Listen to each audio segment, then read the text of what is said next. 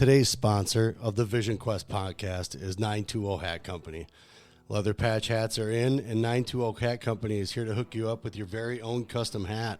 All patches are lasered on top-grade genuine leather and on popular brand hats like Richardson and FlexFit. Whether you're looking to show off your business or want a one-of-a-kind hat for yourself, 920 Hat Company can do it all. All the hats are handcrafted right in the Fox Valley, but worn across America. With over 500 hats in stock, they guarantee fast turnaround times.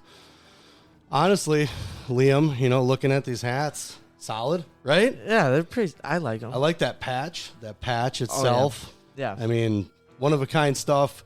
I know his name's Trevor. He does great work. He's actually gotten I think we got a knit hat coming. I think so, yeah. Yeah, we got that coming. So we're really excited to have these guys on board as a sponsor. So get down to check them out on Facebook. I believe they're on Instagram. Check them out, man. They got the best hats, I think, in the Fox Valley, if not in the state. Yes, sir. Yes, sir. So get down to 920 Hat Company on social media and check them out. Welcome, everybody. We are here for another show of the Vision Quest podcast. We have a couple of guests. I think you guys are the first three-timers. We have Zach Pearson, the Wisconsin Grappler dude. And then, on a surprise visit, I just kind of snuck up on Teague and said, hey, you want to join us? We're doing this episode today. We like to do this stuff a lot together. So I got the both of them. I got Teague Fenwick of Wisconsin Wrestler Podcast, and I got Zach Pearson of Wisconsin Grappler. Your only and best rankings in the state. I'm putting it out there. Take it, RQ and Jacob. No, I'm just kidding. You got some pretty good rankings. I think I like them all. It's fun to watch them all because, like Ted, I think we brought this up. Ted said it's old white dudes or old dudes, just fat dudes just sitting around looking at numbers. Yeah, I qualify. Yeah, right. I do too as well. You've got the Galifianakis tone going, I guess, from Coach Machek, and I get the Cornelius bit from Rudolph the Red-Nosed Reindeer. I get that a lot. Okay. Is that good? Teague, are you there?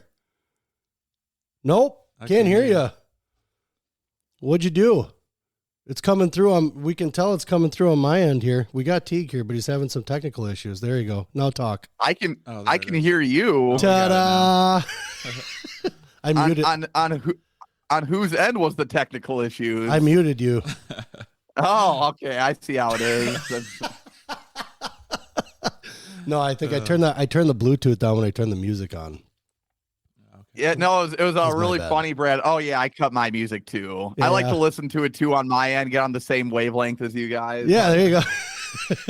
No, I saw your live this morning. You were going with Zach, and I was like, I wasn't working, but like I didn't want to invite myself on. And then nope, I was like, I guess I'll just I'll go razz the WI Wrestle guys when they go live at 10. You did then, telepathically. It's like and then I didn't have caffeine, so I think I'm caffeine dependent because I fell asleep again. Oh, really? And I woke up to a text from you, and I'm like, all right, well, I gotta run the Quick Trip and get my caffeine real quick. Yeah. And yeah. We're about to podcast. Here we are. So I'm excited to talk some wrestling. Honored to be tied with Zach for the most Vision Quest appearances too.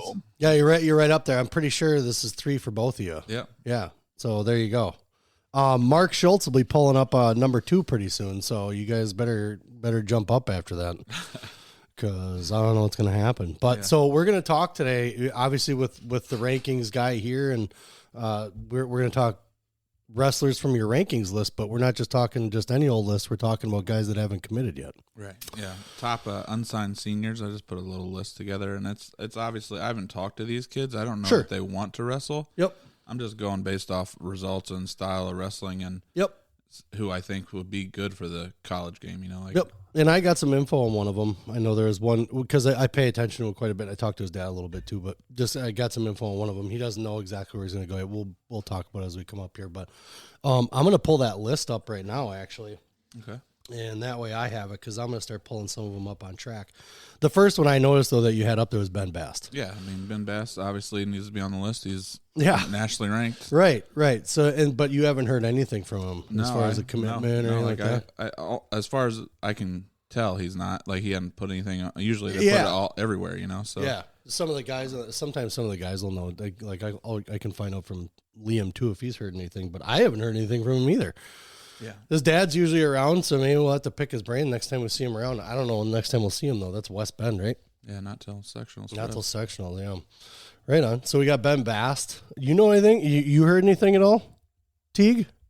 Oh, in terms of college stuff, I'm honestly very far out of the loop. Oh, as far as like even guys talking about what they kind of want to go to or anything, like you haven't heard any guys like, oh, I really like this school, but I don't know.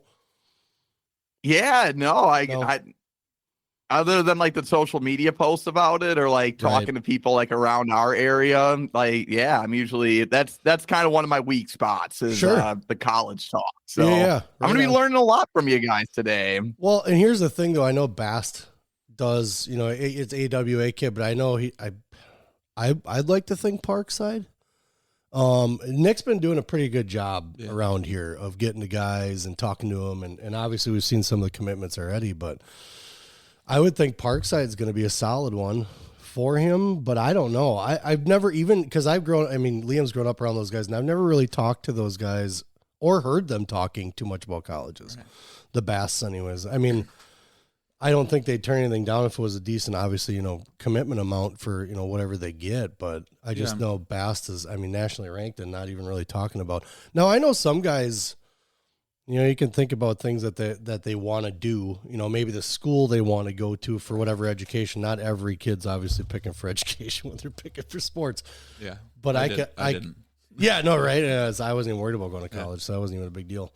But knowing the Bass, I know Ben's a smart kid and stuff, so I would imagine that they're going to try and find something education-wise, but God, Parkside would seem like a perfect fit for those guys. Yeah, he did beat Brandon Mavari, who has to be high on a lot of D1 lists. Yeah. So I could see him going D1 as well. Yep. Pretty easily. For sure. He's great on top, so yeah. It's a great equalizer in college, obviously. Obviously I was around those guys when everybody's talking, I want to wrestle for Penn State. They're kids, you know what I'm saying? So I never really got like an honest read on them from whatever he had going on. But who was the other one that was on one? Wasn't that Ethan something? Yeah, Ethan Eggert. From Pulaski. Yeah, he's a one-time placer, but he's also pretty good on top, and it's hard to find 25s, they're like between them and the heavyweights, like it's hard to find them that actually either can or want to wrestle. Okay. Yeah. So he by state, he took 5th. Yeah, he was fifth placer last year at state. Okay. Yeah, it looks like he did already Battle on the Border. Yeah. Just lost a really close one to an Apple Valley kid. Yeah. And obviously, I'm not talking all D1, Yeah. No. Yeah. Right. I'm just looking at the first two just happen to be D1 on the list. Yeah. Right. Yeah. I'm saying like colleges too, though. I'm not saying all these guys are D1, ready and. No, whenever I think, I don't just think of D1 colleges. Right, yeah. I was just trying to clarify that. Like this list is just trying to figure out where. Yeah, if there is a college coach that does listen to this, here's your list. Just see what you need. Yep. And so we got Ben and then Ethan. But even looking at Ethan's record, he's got some decent wins. Yeah, and sure. Like you said, placing decent at state. Always doing fairly well at some of the tournaments. Looks like by state was pretty good. Like I said, pretty good for him. So yeah, a solid wrestler are all around as far as anyone to pick up. And a lot of these things too is like, I sit there and talk about how certain kids, they haven't gotten this so much better, but kids have levels, they progress at different levels. You see them even like Teague, just watching from kids coming in from middle school, and then you see them through the high school season.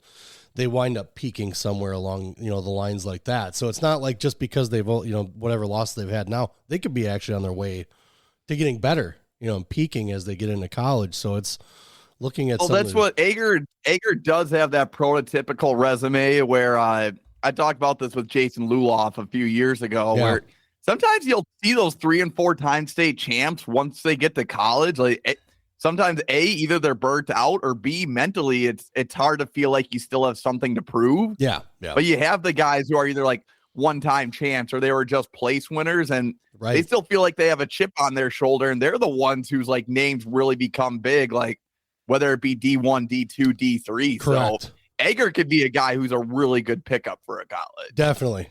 And again, that's because like a lot of times in my brain, because just how uneducated or ignorant I may be about a situation, but just thinking like, oh man, I remember watching this kid here. It wasn't very good, and you don't get to see all the results and basically how the loss turned out, or how, maybe it was just a mistake that he made and he was in the lead kind of thing. That shit happens in Kaukauna too. I mean, hey, it happens. You know what I'm saying?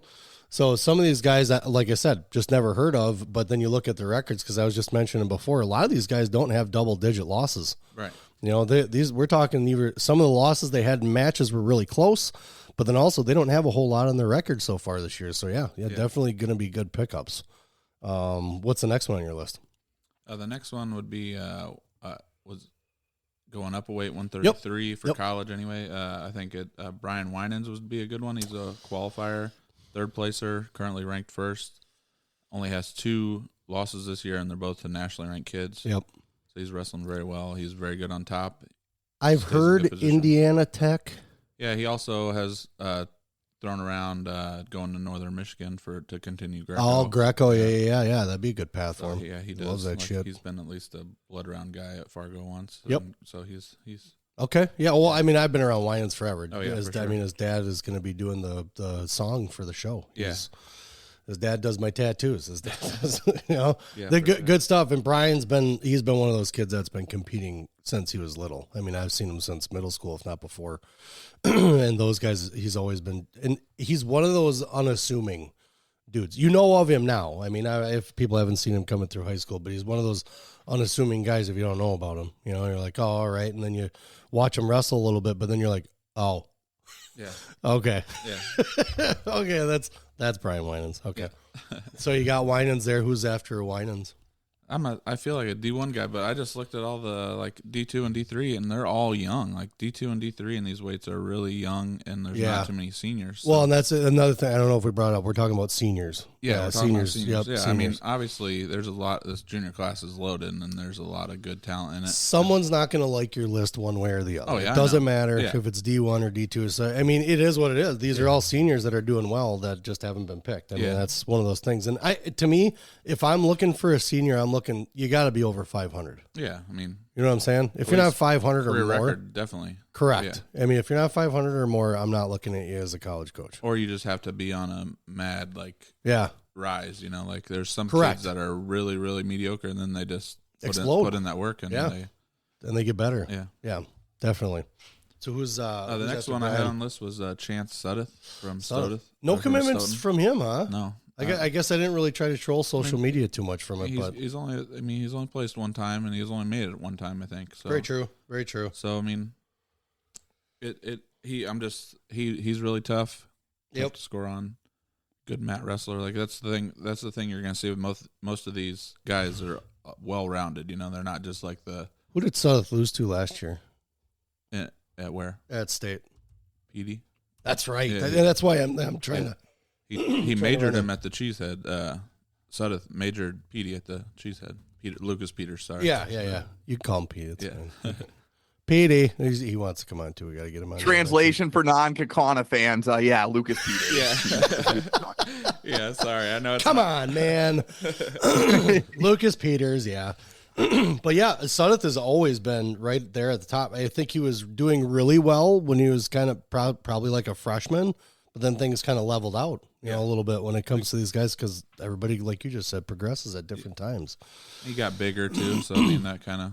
It is hard to handle that weight when you get a little bit bigger. It's kind of fresh to it, but he is one of those guys that does adjust. I mean, it's not like he's a guy that's just gonna stay stagnant. When he notices things are going wrong, he fixes stuff. So he makes adjustments really well. So that's another thing you need to be able to do. Yeah, so correct. So you got Suddeth, who was after Suddeth, Quentin Wolbert. Quentin Wolbert coming off an injury though. Yeah, he's banged up. He's been banged up a lot in his high school career. So I'm not sure that like I said, this is just a list of who I think I haven't talked to these kids or know that they are willing to continue, because some of them have been through a lot already. Yeah, right. Well, and who knows? I mean, I know some of the guys like to keep it under their vest, a little bit, and just kind of get into the season. They want to finish the year out. They don't want to worry about all the other stuff. They probably keep the contact a little bit just to keep, just to make sure people are still interested.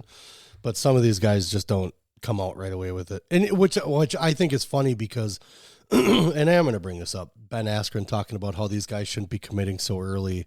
They should wait till their senior year. I think that was one of the comments he made was they should be waiting till their senior year to commit. But he's got guys that are juniors that are committing. Yeah. You got guys that are younger that are committing. No, it's that person's choice, correct? That's just the way it is. But sometimes you're comfortable with it. Sometimes the school you're going to. You've done research. You've gone on the visits. You've talked to whoever, coaches nonstop, or you've already had your eye on this place. It's your choice to do however you want with whatever you want. I know Ben, he went through a lot and he's been through the process and things like that. And he wasn't even looked at right away. So, there's certain things like that, but I think being able to make a call on whatever you want to do, it is what it is. You're going to get judged whether you make a call that you feel comfortable with or not. And people are going to tell you, oh, why are you doing this now? Or why are you making this call? Because I want to. Because you know what? It's my fucking money. Right. I'm going to school. You're not. So I'm going to make the choice how I want to. So I just think it's interesting how people put their 2 cents worth in about what kids should or shouldn't do. I think I've seen plenty of guys that have committed as juniors that stayed going where they're going to. I think a lot of kids get swayed by the people that are talking in the background. I think that's part of the problem. But what do you? I gotta toss out an idea real quick here. Yeah. But honestly, I think after this episode comes out, I bet you could have a few people like at the very least say, hey, actually, these are my plans right now. This is kind of what I'm thinking. Yeah. Then we could just do a follow-up episode. Like, yeah. Hey, we got some updates on this. Yep, exactly. So that's, and that's, I think, why we do this, just because that way we know what's going on. College coach, I've had 3 or 4 reach out now due to your rankings, trying to find out who kids are or whatever. And I tell, obviously I tell them, hey, reach out to Zach. And they may have, or they just didn't have something. You know what I'm saying? I have a bunch of people in the coach's corner in the website already. So nice. Yeah. So good. That's just basically all it is. The coach's corner is just basically you're able to break it down a little bit more. Sure. Like you can go to an actual team and see all the ranked people from that team. That team, yeah. And then you can go to a regional or a sectional and see all the people that are ranked at what weight and break it down. So if you're making weight class changes for a coach, you can kind of right on. And that's why with my latest rankings, I kind of went on a limb and I put people where I heard they were going. Yeah. So yep. I could be wrong. They could make me look like an idiot. I don't really care. Whatever. I'm just trying to spice some things up. If I'm wrong, it's not the first time I've been wrong. Well, and that's what rankings do. It's really because a college coach is going to look at it for information. Right. It's not like he's using it to be like, our guy's this number, kind of like blah, blah, blah. They're using it for info to be able to, okay, I want to get this kid here. But then they can reach out to you too. And so the other thing is that, knowing that they have the information right there at their fingertips, then they can contact you, and you have contact with coaches, and Teague, you have contact with coaches, and I have contact with, it's stuff like that where it kind of works out. And I think a lot of the kids that are kind of waiting in the background though too have seen what's gone on, with other kids, and they're just like, no, and the parents too. The parents are smart because they're part of the process. Yeah. They're the ones in the end kind of writing the check. So, they want to be there for the kid and kind of make sure that they're making the right decision. Not all of them help, but yeah, by all means, to have some place to be able to go to see that kind of stuff for a coach, especially to be able to be, okay, because you said before you're going to work on GPAs and things like that. I got to get coaches involved, but that's going to be like that was the step to the update that I made. Mm-hmm. You can make profiles pretty easy. So then now I can add other criteria in there. Yeah. Well, and I think if you get a couple on board doing it, I think those guys, then the other coaches will be like, okay, this is what they're doing with it. Yeah. Not everybody can afford to pay for those recruiting websites. So, right. I'd rather just have it free on my thing. And here it is. Here, if you want to see it, you can find it. Hell yeah.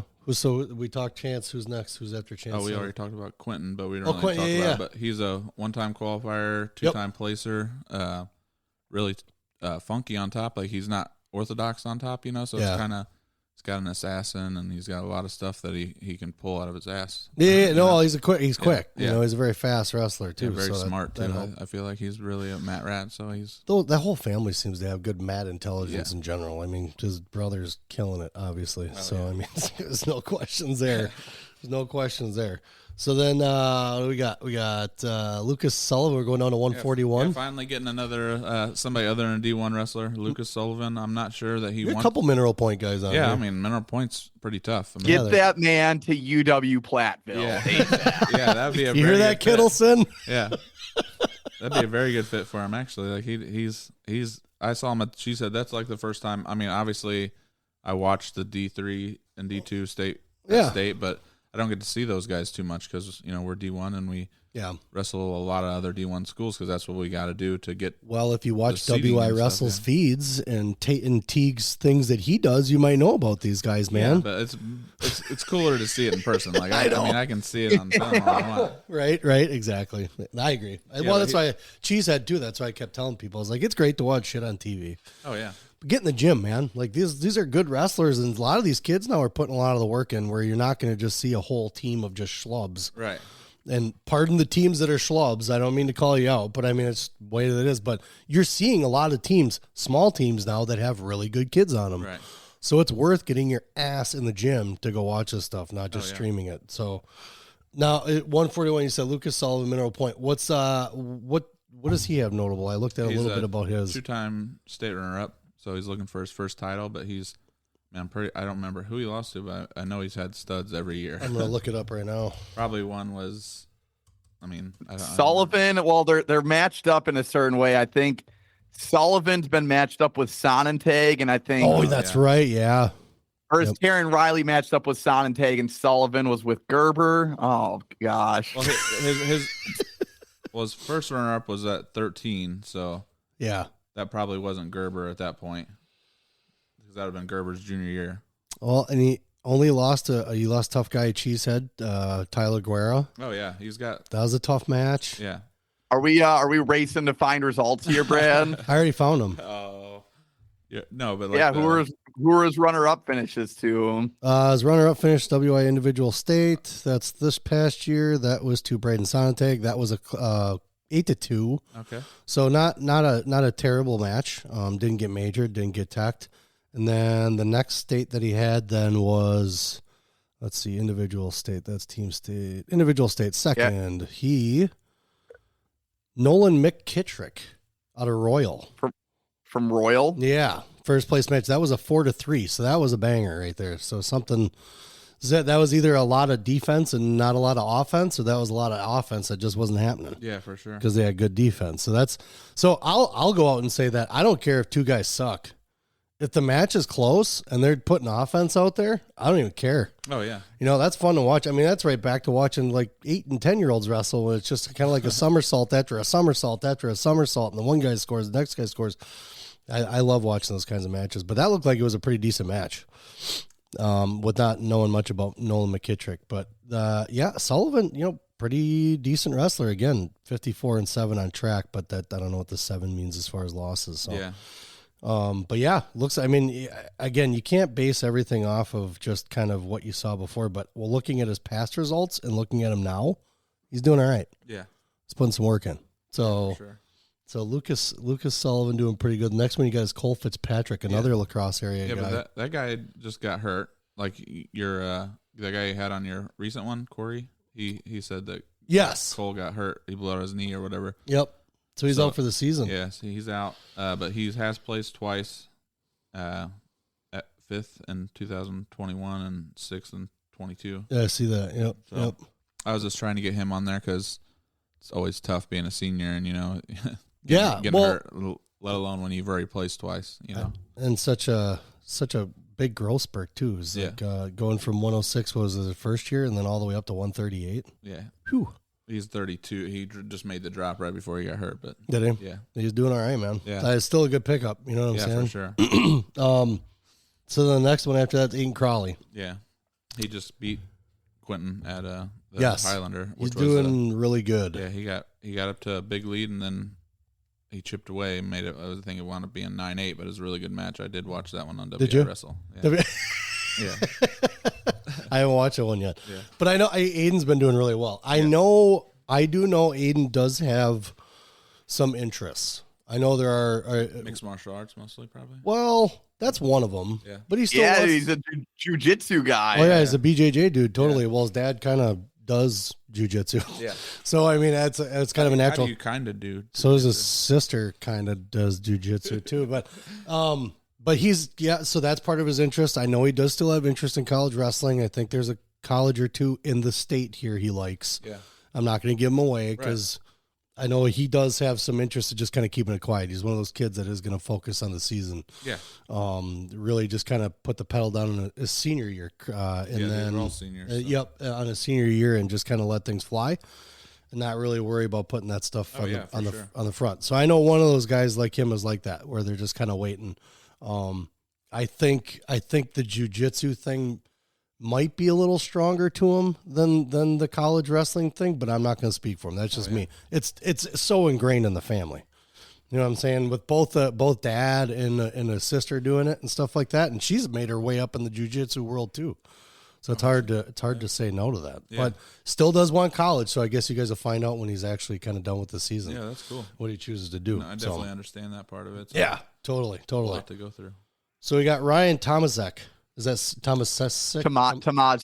Tomazovic. I'm going to screw names up. I'm going to wait for RQ to correct me on something here, so that's going to be fun. Oh, yeah. RQ's the language police? Nope, I am. But then he'll snap back. Because you gave it to him. Yeah. Did he get the pronunciation? Did he get the pronunciation label over me there? He's steadfast off of that Skiba one for a while. It's Skeba. He said it all season. I was down there coaching. I was down right by him for a whole week. I was like, it's still Skiba.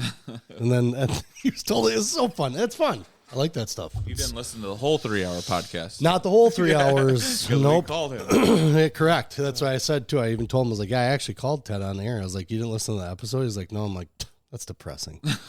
You missed a good episode. That was the first one. It was the first I was like, I'm going to try calling a dude. And the dude called him right up. He was on there. So, all right, we got, what are we down to now? 149? No, we got one more. No, we got Mr. Franklin. We didn't even talk about Ryan. Yeah, I mean, he's a... we just talked about his last name. And then we moved right on. So what's the deal with, what do you have for significant wins? Oh, significant wins? I don't want to talk about their losses all the time. I know, but that sometimes is significant. It is. So, it is. I agree. I just had fifth in state last year, and I'm getting to the... I'm going to his profile right now. He's lost the Warchek, but he has beat Reese Thornberry. He's doing all right at some of these tournaments, too. Yeah. Let's see what he did. And I can't even do the other one, Pinkowski. Oh, he didn't place. He didn't place at preseason nationals. Yeah. No, he did. I mean, it looks like he did well too. I mean, he won 1, 2, 3, 4 matches. Well, he had a bye on one of them, but he won 3 of them, all of them by pin. Yeah, all under 2 minutes. One was 2:01. One was in 42 seconds. So I mean, he's not doing too bad. You got pin in the last one by a Colorado kid. That's not too surprising, but some of his significant wins. Let's see. Individual state was Nash Banco. Okay, majored him. Carter Kruckeberg. That sounds really familiar, but that's that little shoot. Yeah, is he? That's not, I was gonna say that name sounded really familiar. That's a major win for him, but it looks like he's doing all right. Yeah, he's come up since the past couple seasons that he's had. Yeah, he's definitely making his way up. So Ryan, I lost to Easton Warchek, who's going to Parkside. Lost 6-4. Okay, so. Yeah, that's a good significant loss there. Actually, yeah, for sure. All right, so we got Ryan. Next one's Brett Franklin, Marshfield. Franklin sounds familiar. I was looking at his name, but I still couldn't. I was drawing a blank. Yeah, you know much about him, Teague? Yeah, so Franklin was a state place winner. It was either his freshman or sophomore year. Yep. And then last year was stuck in a bracket. I mean, 145 last year in D1, like across the state, was one of the deepest brackets I've ever seen. Yeah. Like he lost to 2 guys who I think most other years would both make the podium. It was Gabe Ramos and I think was it Roth of Stevens Point. Okay. Yeah. And like they're both great wrestlers, and it just so happened Franklin pulled the short straw that day. He's just a really good dude who, like, a lot of people like might not be familiar with his name, but I don't know. You see all his regular season results, you're like, wow, like what?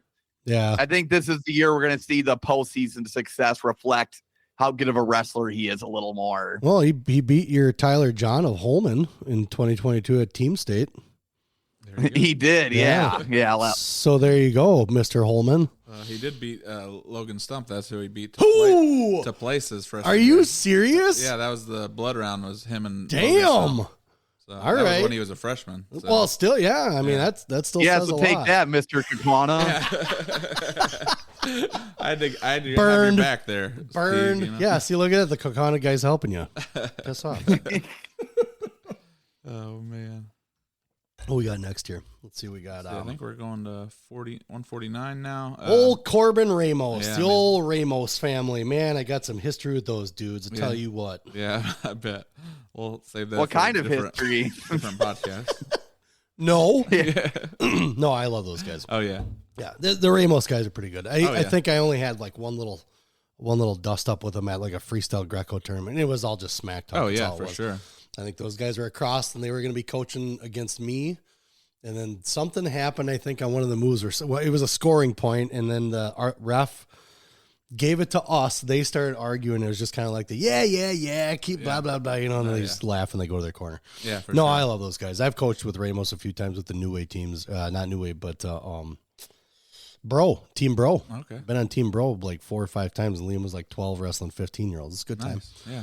Yeah. So Ramos, I don't even think, I think people kind of know Ramos. He's done some pretty good things. I know he had a little space of time where he was not around, and then now he's back around, and he's still, proving that he can do things. Yeah, I mean, he qualified his sophomore year.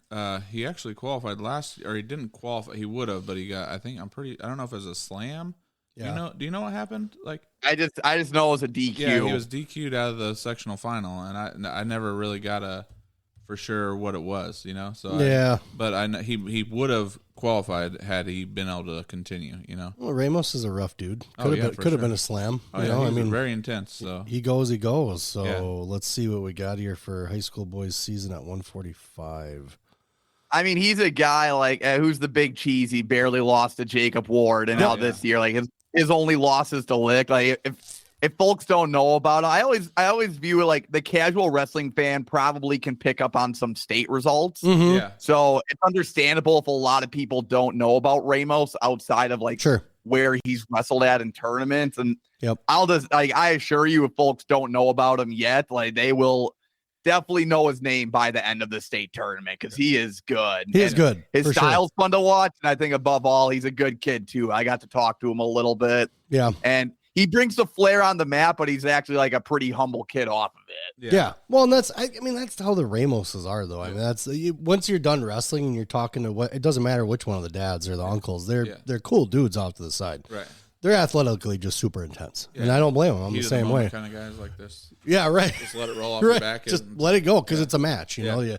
You say what you say, and I think even after that match, after that one down, because it was a freestyle Greco, and I actually almost got thrown out of that tournament. No way.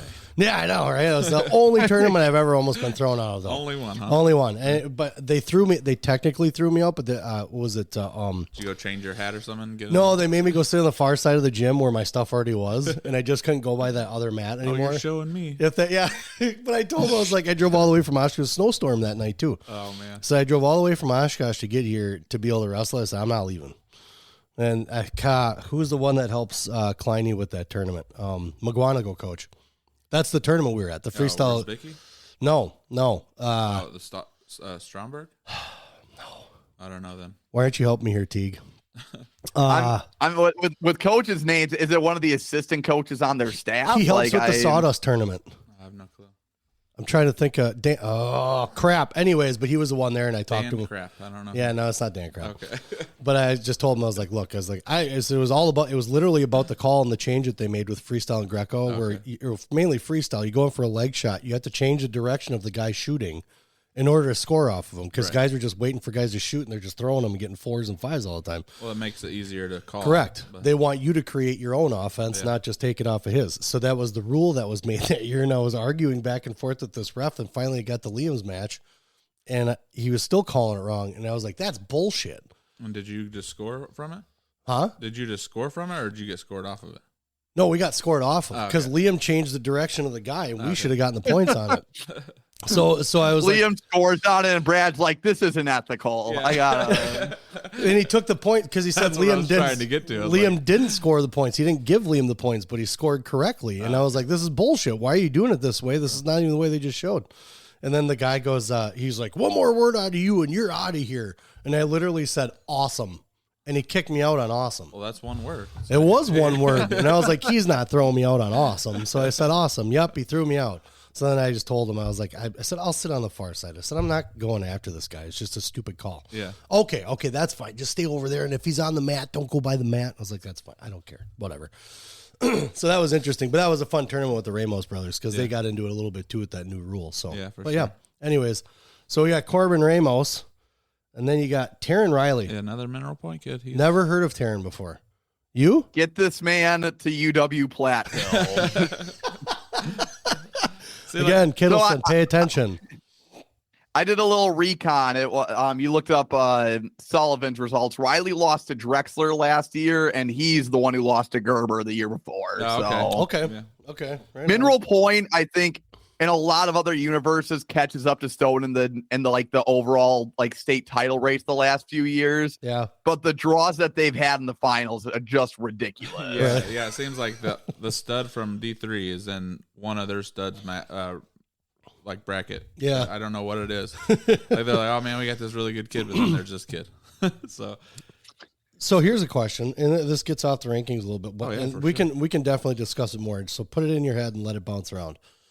When are we ever going to do just one state title? No Division 1, no Division 2, no Division 3. Well, that's what I came from, so I'm all for it. Yeah. What do you mean no? The style that we're doing is old and beat up and just degraded. Look at California. They have one state champ. They have 5 gazillion more people than we do. Yeah. So let's put it this way. Okay, so we talk about D1s, D2s, D3 teams, right? We'll make this quick and we'll look at some of those top D2 and D3 teams. They're no slouches. Why can't they come and compete with the rest? You know what I'm saying? Yeah. I'm all for it. And people are like, oh, that's going to be the demise of some teams.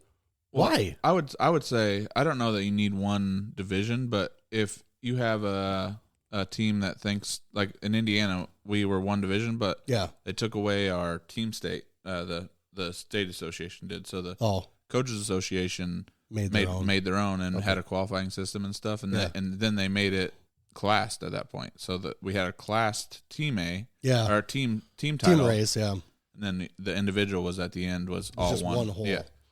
So but that's interesting. But Mater Dei, who would have been the bottom of the barrel, like 1A, they petitioned to come up to 4A every year. Oh, so I'd be fine with that if they want to petition to come up if they're tired of just.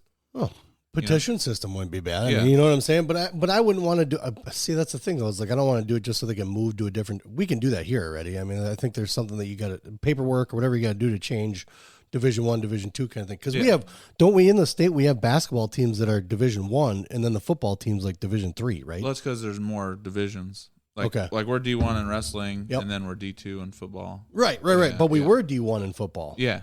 So what did they have to do to drop down? Lose a lot? No, it's just based on your population that comes out. Oh, so we just got lucky enough that our population allows us to drop down divisions. Or that another school got big or Okay. All right. Again, a lot of that stuff I don't understand. I just never tried to pay attention to it a whole lot. So, all right, back to rankings. Zach, I know you got the Indiana perspective on this one. The guy that I talked to about this actually came from Indiana as well. I'm sure you know it's Tim. Yeah.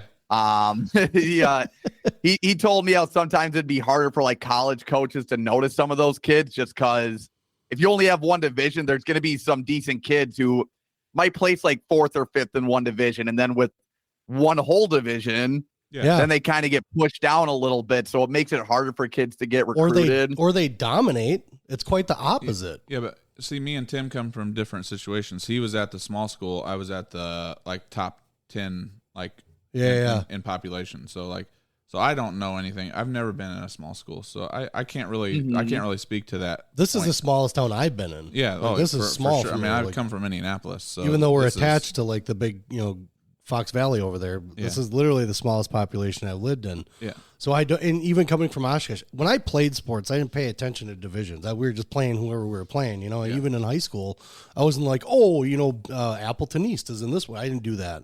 We were just playing whoever we were playing. Right. But at the same point, though, too, now seeing how things kind of go, like watching Casco kids or watching some of the Coleman kids and I know they're not going to have a whole team that's going to compete, but I mean, at least they're able to, that way, maybe that allows that team to get better as they progress. If they get into just one big thing, maybe other people want to put their kids out for the sports because now I can go wrestle this guy. We can compete with this one. I mean, there's going to be downfalls to everything. Yeah.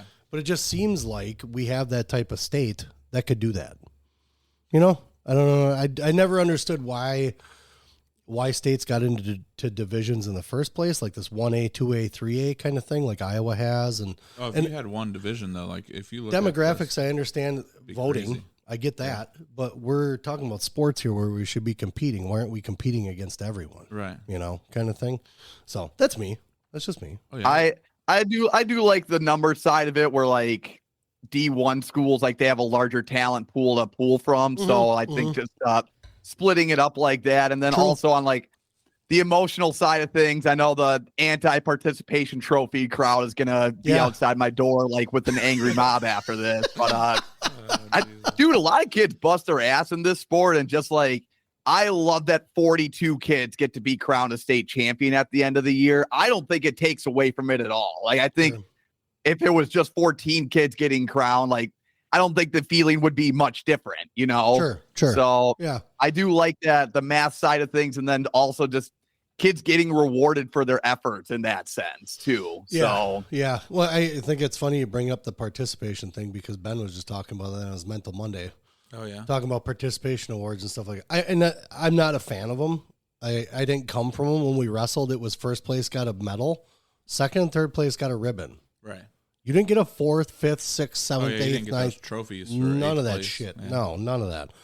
So, so Ben, to Ben's side, what he said that, you know, obviously registrations are down for youth wrestling, right? Yeah.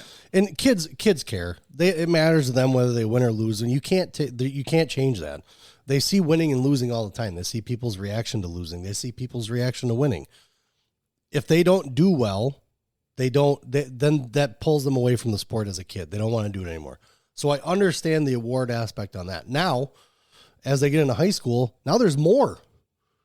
There's up to 8th place. Oh yeah. And I'm again, I'm great. You know, Liam does well as far as what he's doing. It's great, but I'm still all for first, second, third place. Yeah. Even in high school, we don't do it. So I understand where Ben's coming from, saying that the kids still want it because I think his little son or something, like his daughter, got last place, but she had done well at a couple of them, and she got last place or something, I think, in a tournament. But she still got a medal. She was still excited for the medal. Yeah. So still excited, which that's the whole point. You're trying to keep kids interested in it. But I listen to that too. But then her little brother goes, he goes, well, she didn't even do good. Yeah. She got her butt kicked, still got a medal. And so the kids understand. It's the parents' part that has to come in and say, you know, sometimes you're not going to be great one day. You know, sometimes you're not going to be the best. And I even told Liam, what was it? I told him, I can't remember what the phrase I told him, but it's just that sometimes the kids need to lose. Yeah. To get that burning fire in again to want to win. And then they start working more and more. So to me, handing out a medal when you have 8 placements for kids, sure, maybe they placed, but you don't get something. Right. First, second, and third get something. We'll put you on the podium. Yeah. You ain't getting nothing. You know, that kind of, it's not to be against kids that are trying to get better and things like, I totally understand Ben's point on it. There's just kind of that weird feeling of like, why are we enabling this type of attitude? You know, well, I'm glad you brought up the parenting side of things, Brad, because I think like giving out the awards essentially, like that's like whoever runs the tournament, that's their decision. Correct. So let's say Liam goes to a tournament and he gets like 8th place at the Hunting Shack invite with 9 wrestlers in his bracket or something. Yep. That's that can be your job as a parent then. Yes. To say like, hey, you know what? Like, I know like we got this like object here, but let's think about like what we can do better as an individual. Correct. It's a parent's job, I think, to enable that growth mindset. And if you don't like participation ribbons or whatnot, then you can just say, instead of like, you can just tell them, hey, we got to focus on ourselves. It doesn't matter if we get a ribbon for 8th or a medal for 2nd. We just have to keep improving. Yep. I think it's also like, I know there's the culture shift where there is more, you know, people get awarded for more stuff that folks might not deem them getting award. Like they don't think they should get awarded for. Sure. That's like that's a whole other thing. Yeah. It's just parents' jobs to just have the kid grow as an individual. Yeah. Teach them that stuff doesn't matter. Correct. That's all you can do. Yep. Right. Yep. And honestly, that comes within the matches themselves. You know, I mean, because you can be at the the podium and still have the kid understand. And when they go and take a loss, that's where you need to do it. And a lot of parents don't. The parents like take them out in the fucking cafeteria and start laying into them or saying, you didn't do this, you didn't do that, blah, blah. And we noticed we had someone that was with us that had never really witnessed wrestling parents like that at one point, and they're kind of new to one of our friends, and they saw it. And like we saw it, and Christine and I just kind of sat there because we're like, oh no. And then the person that was with us, they turned like, what is going on over there? I was like, well, they don't like the fact that their kid lost, and they don't like. That's the first one you saw. Yeah, right. It was like you walk around the gym a little bit more, you might find in every corner. Like it's just going on. In like an ideal world, the kid who gets last gets the same basic conversation as the kid who gets first, right? Correct. Like, hey, what are things we did well? What are things that we can improve on? Yep. And now let's move forward with this. Correct. No 2-hour conversation on the way home. Also, the caffeine's kicking in now, so I hope like that whole ramble made sense. Yeah, it did. No, that's fine. You're kicking into gear. That's good. That's good. So, and parents play a role in a lot of it. I mean, you think about some of the kids maybe that haven't committed too. Yeah. There could be a parent that's out there that a college coach just doesn't want to talk to. Right. Because they have to deal with those guys. And Jamie Nelson kind of opened my eyes a lot of that stuff as far as they do pay attention to social media. Because I think he got asked about a kid. And they're like, hey, did you check out his social media page? And he's like, well, what do you mean? Yeah. Oh, yeah. And they're like, no. Look at his parents, all that stuff. So it kind of, it's weird how things have changed now. I'm technology, things like that. But it's just kind of crazy.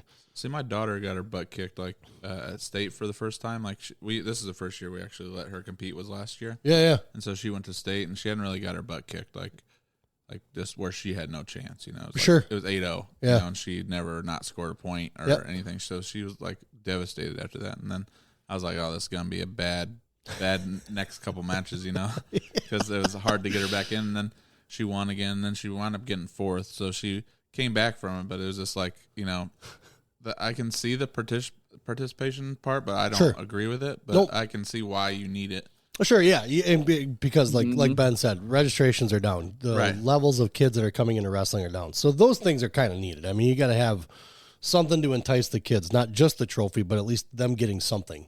Coming in. I remember like they still do it. The stop sign. Something to strive for. Like they don't give stop signs to all 8. You get one. Yeah, correct. So like I'm fine with just having that one be the be all end all that you want, and you can be fine with this little ribbon like it used to be. Because you're working to that one. Yeah, exactly. It doesn't need to be the same. Well, for you to feel good about it, That's kind of how we've always been. Not always, but since Liam got into middle school, all the matches before state and all the stuff before any kind of like middle school tournament or anything like that was all practice. Yeah, it was all practice. This is practice for state. The shit that matters is at the end. That's why it's the end. You should be learning. It's the end, right? Correct. And in taking losses as you will, can't learn doing the same shit over. You can't. But watch your own video. A lot of guys don't like. I hear guys, I don't want to watch video. I don't want to watch video myself. Well, you don't have to watch the whole fucking match. Just watch the parts where you're kind of making mistakes, so you can see where it was and fix it. If you don't want to watch the whole match, I'll watch the whole match and tag it for you to where you need to watch. Right? Exactly. Because you need to watch that shit. Yeah, you need to watch that shit because you need to beat the guy the next time, right? Or at least come close. And if you don't want to, then. There's the fucking door. There's the weight room. Go work out. Circling back real quick, if folks want a conversation on how things would look if everything was in one division, tune into Wisconsin Wrestler Podcast off-season series, Podium Winter Palooza. Oh, shameless plug. Nice plug there. Nice plug, dickhead. No, I'm just kidding. Nice segue. It does tie in. It does. Well done. Well played. So how about that Dominic Lines from Clear Lake? There you go. I mean, he qualified in 2020. I'm not sure that he wrestled in 21, but then he came back in place last year, and he hasn't dropped yet, but that Tyler Sunday has. So I figure he's gonna drop.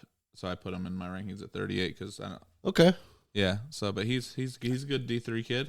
I looked at his name too before, and I don't think I saw anybody noticeable that he wrestled. Yeah. I mean, some of these guys, it's hard to. Oh yeah. Totally. I mean, I know, like I can tell he goes to Revolution. I know he's out in Sun Prairie, things like that. 5-1 record. Like, what does that mean? Yeah. Right. Jaron Hansen, Tech Fall. This is all battle by the border preseason stuff that he's got. Yeah. So here's the thing, coaches, high school coaches, if you see your kid has multiple profiles, either tell the parents to get the other ones off or take them off. Right. It's really annoying. I mean, it's not even a you're cheating kind of thing. It's annoying because now you're trying to find stuff and you got 3 different profiles for one kid. Yeah, the thing about it, like once Flo bought them, like the parents' names were the track names for a long time. Like, so it was like you'd be looking up, Liam, and it'd be like Brad Crook. I'm like, what the fuck do I got to wrestle Brad for? I can't even run around the block, guys. So the parents wrestling now? But he is so like this guy. It's not that he hasn't been wrestling. He's been wrestling. He's been around. 25-0 this year. Yeah, right. And track doesn't show that, which is just ridiculous. Well, because a lot of these guys don't tie their stuff in. Like I have to. That's why it takes me so long. Usually, like I had that Saturday off this weekend. Yeah, so I was able to keep up on get stuff going. Yeah. But it's hard to find some of this stuff on some of these guys. Like and Dominic doesn't have multiple ones, but it's just one of those things where it's like I tried looking through like 2 or 3 of these guys, and all the extra ones were like 0-0. Yeah, and I think the other one was like 1-2. I think one guy had, but then the other one was like 54-3, and it's like, come on, just erase it. And some people, if you don't know how to, then just message track and have them do it for you. Yeah, because it's annoying. Yeah. So there's Dominic. So good catch on that because I forgot his name. I passed it up on the list here. That was my bad. Sorry, Dominic. And then the next one after that, Aiden Hart. Yeah, Aiden Hart. Big old Hart. Yeah. Aiden Hart. I know Hart pretty well. Yeah, for sure. One-time placer last year, got 3rd in the mix at a deep weight though. What's his brother? Is he a senior? He's a junior. He's a junior. Yeah. Okay. Mm-hmm. Did he commit anywhere yet? No, not yet. No. He's a champ and a 6th placer. They're probably going to wait. Yeah, I would think so. I don't even know, like with those guys especially. Now they're tied into Winneconne. Yeah. And that's Mankato State. They had Minier and stuff come out of there. So, I mean, that could be a possibility for them. For sure. Because when those guys, I mean, look at now. You like to go where you know somebody. And with Grayson going to Purdue, after I talking to Liam, I was kind of like, hey, I was like, maybe Purdue's not bad. It's a good idea. It's he's like, Grayson's going there. I'll go there. I was like, so these guys kind of get, they warm up with each other. They get used to each other, and they kind of, I guess I'd want that familiarity too. If you're going to college, you got one of those guys that you were dealing with, and I don't know who's trying to call me. Oh, Sirius XM. No, sorry guys, no contract this year. But great family though. I like Aiden's dad. His brother's a good wrestler. Mom's nice. I think they're probably making the right choice in whatever they're doing right now. So yeah, for sure. Love those guys. Way to go, Hart. Get out there. Tell us where you're going, man. Yeah. So we got the Hart brothers, not to be confused with the WWE Hart brothers. Yeah, not Owen and Brett. I mean, maybe they did that for Halloween once. That'd be pretty cool, right? Yeah. If they haven't, they should. So then we do it down to 157. You could shave your stuff down and be Jim the Anvil Neidhart then too. I could. Yeah. I could do that. That'd be kind of different. Do the handlebars? Should I do some handlebars? Oh, yeah, for sure. I'll leave this long though. Well, you got the same color too, so that works. And then I can braid my handlebars. Yeah, there you go. Just coming up with all sorts of stuff. Hearts get on Brad about that. Yeah, get on me about the costume for Halloween. So that man, my wife just texted me she can't call today. That's all right, I can't talk today. So then we got 157, Nathan Vandehey. So this is a reason why I brought up the whole profile thing, right? Yeah. Can't find him. You can't? You can't type it in and find him. Oh. Tried it. Can you try it once there if you want to, but I tried typing in Nathan Vandehey. I think he's the one that's under his dad's mom, I believe. And I can't find him. Also, Brad, sorry to do this to you. I think it's Vandehey. Yeah, it's Michelle. He's under Michelle. I'm going, hey. He's under Michelle? Yeah. Come on, Flo. What are you doing? How'd you even get his mom's name? I think it's from when they sign up, like. Oh. Yeah. Come on. So I couldn't find him. I couldn't even look him up. No, I know Vandehey. Yeah. So I'll put this out here. RQ, tell me if it's Vandehey or Vandehey. He's not even going to listen to this. Yeah. They don't care. Yeah. They don't care about I could honestly see him being a guy like going D1 and being pretty good like by the time he's a junior or senior. I just really like what I see out of the kid. Totally. And Nathan's always been he's always been tall. Yeah. He's always been in his weight in lankier, and he's always just been able to dominate kids. He's done really well through middle school. Yeah. Nickname Smiley. His nickname is Smiley. He's constantly smiling. Yes, he is. Doesn't matter if you tell him that you have poop on your pants. He's smiling. Yeah. Oh, do I? Thank you. Yeah, you do. I was wondering what that smell was. But he's always smiling. He's smiling. He's a good kid. I like that guy. I wouldn't doubt that if he does D1. You know, and winds up popping up somewhere, and you're like, holy shit, here we go. Yeah, and like I said, I haven't reached out to any of these kids to make sure that they are willing to, but, like, this is just a... So, like, how willing are you to do your job, then? Yeah, I mean, how much do you like your job? Me? Yeah. Oh, I mean, I'll reach... It's not my job. If a college wants me to recruit them for them, I will. Yeah, but you didn't reach out to them to find out where they're going? No, I do. No, I did the list at the beginning of the year, remember? Yeah. These guys are part of it? Yeah. And they didn't get back to you about nothing?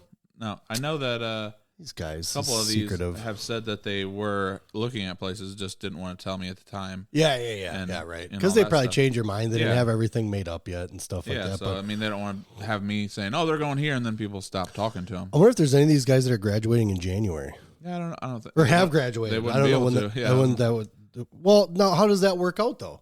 If you graduate in January, you're done? Or do they have like a loophole where you could still play sports? No, you still have to be enrolled. As long as you have a study hall. No. You can't do that. You still have to be enrolled full-time in high school. Makes sense. I mean, we do trimesters, so we can do second trimester. You can be done. Yeah. That's right, trimesters. Okay.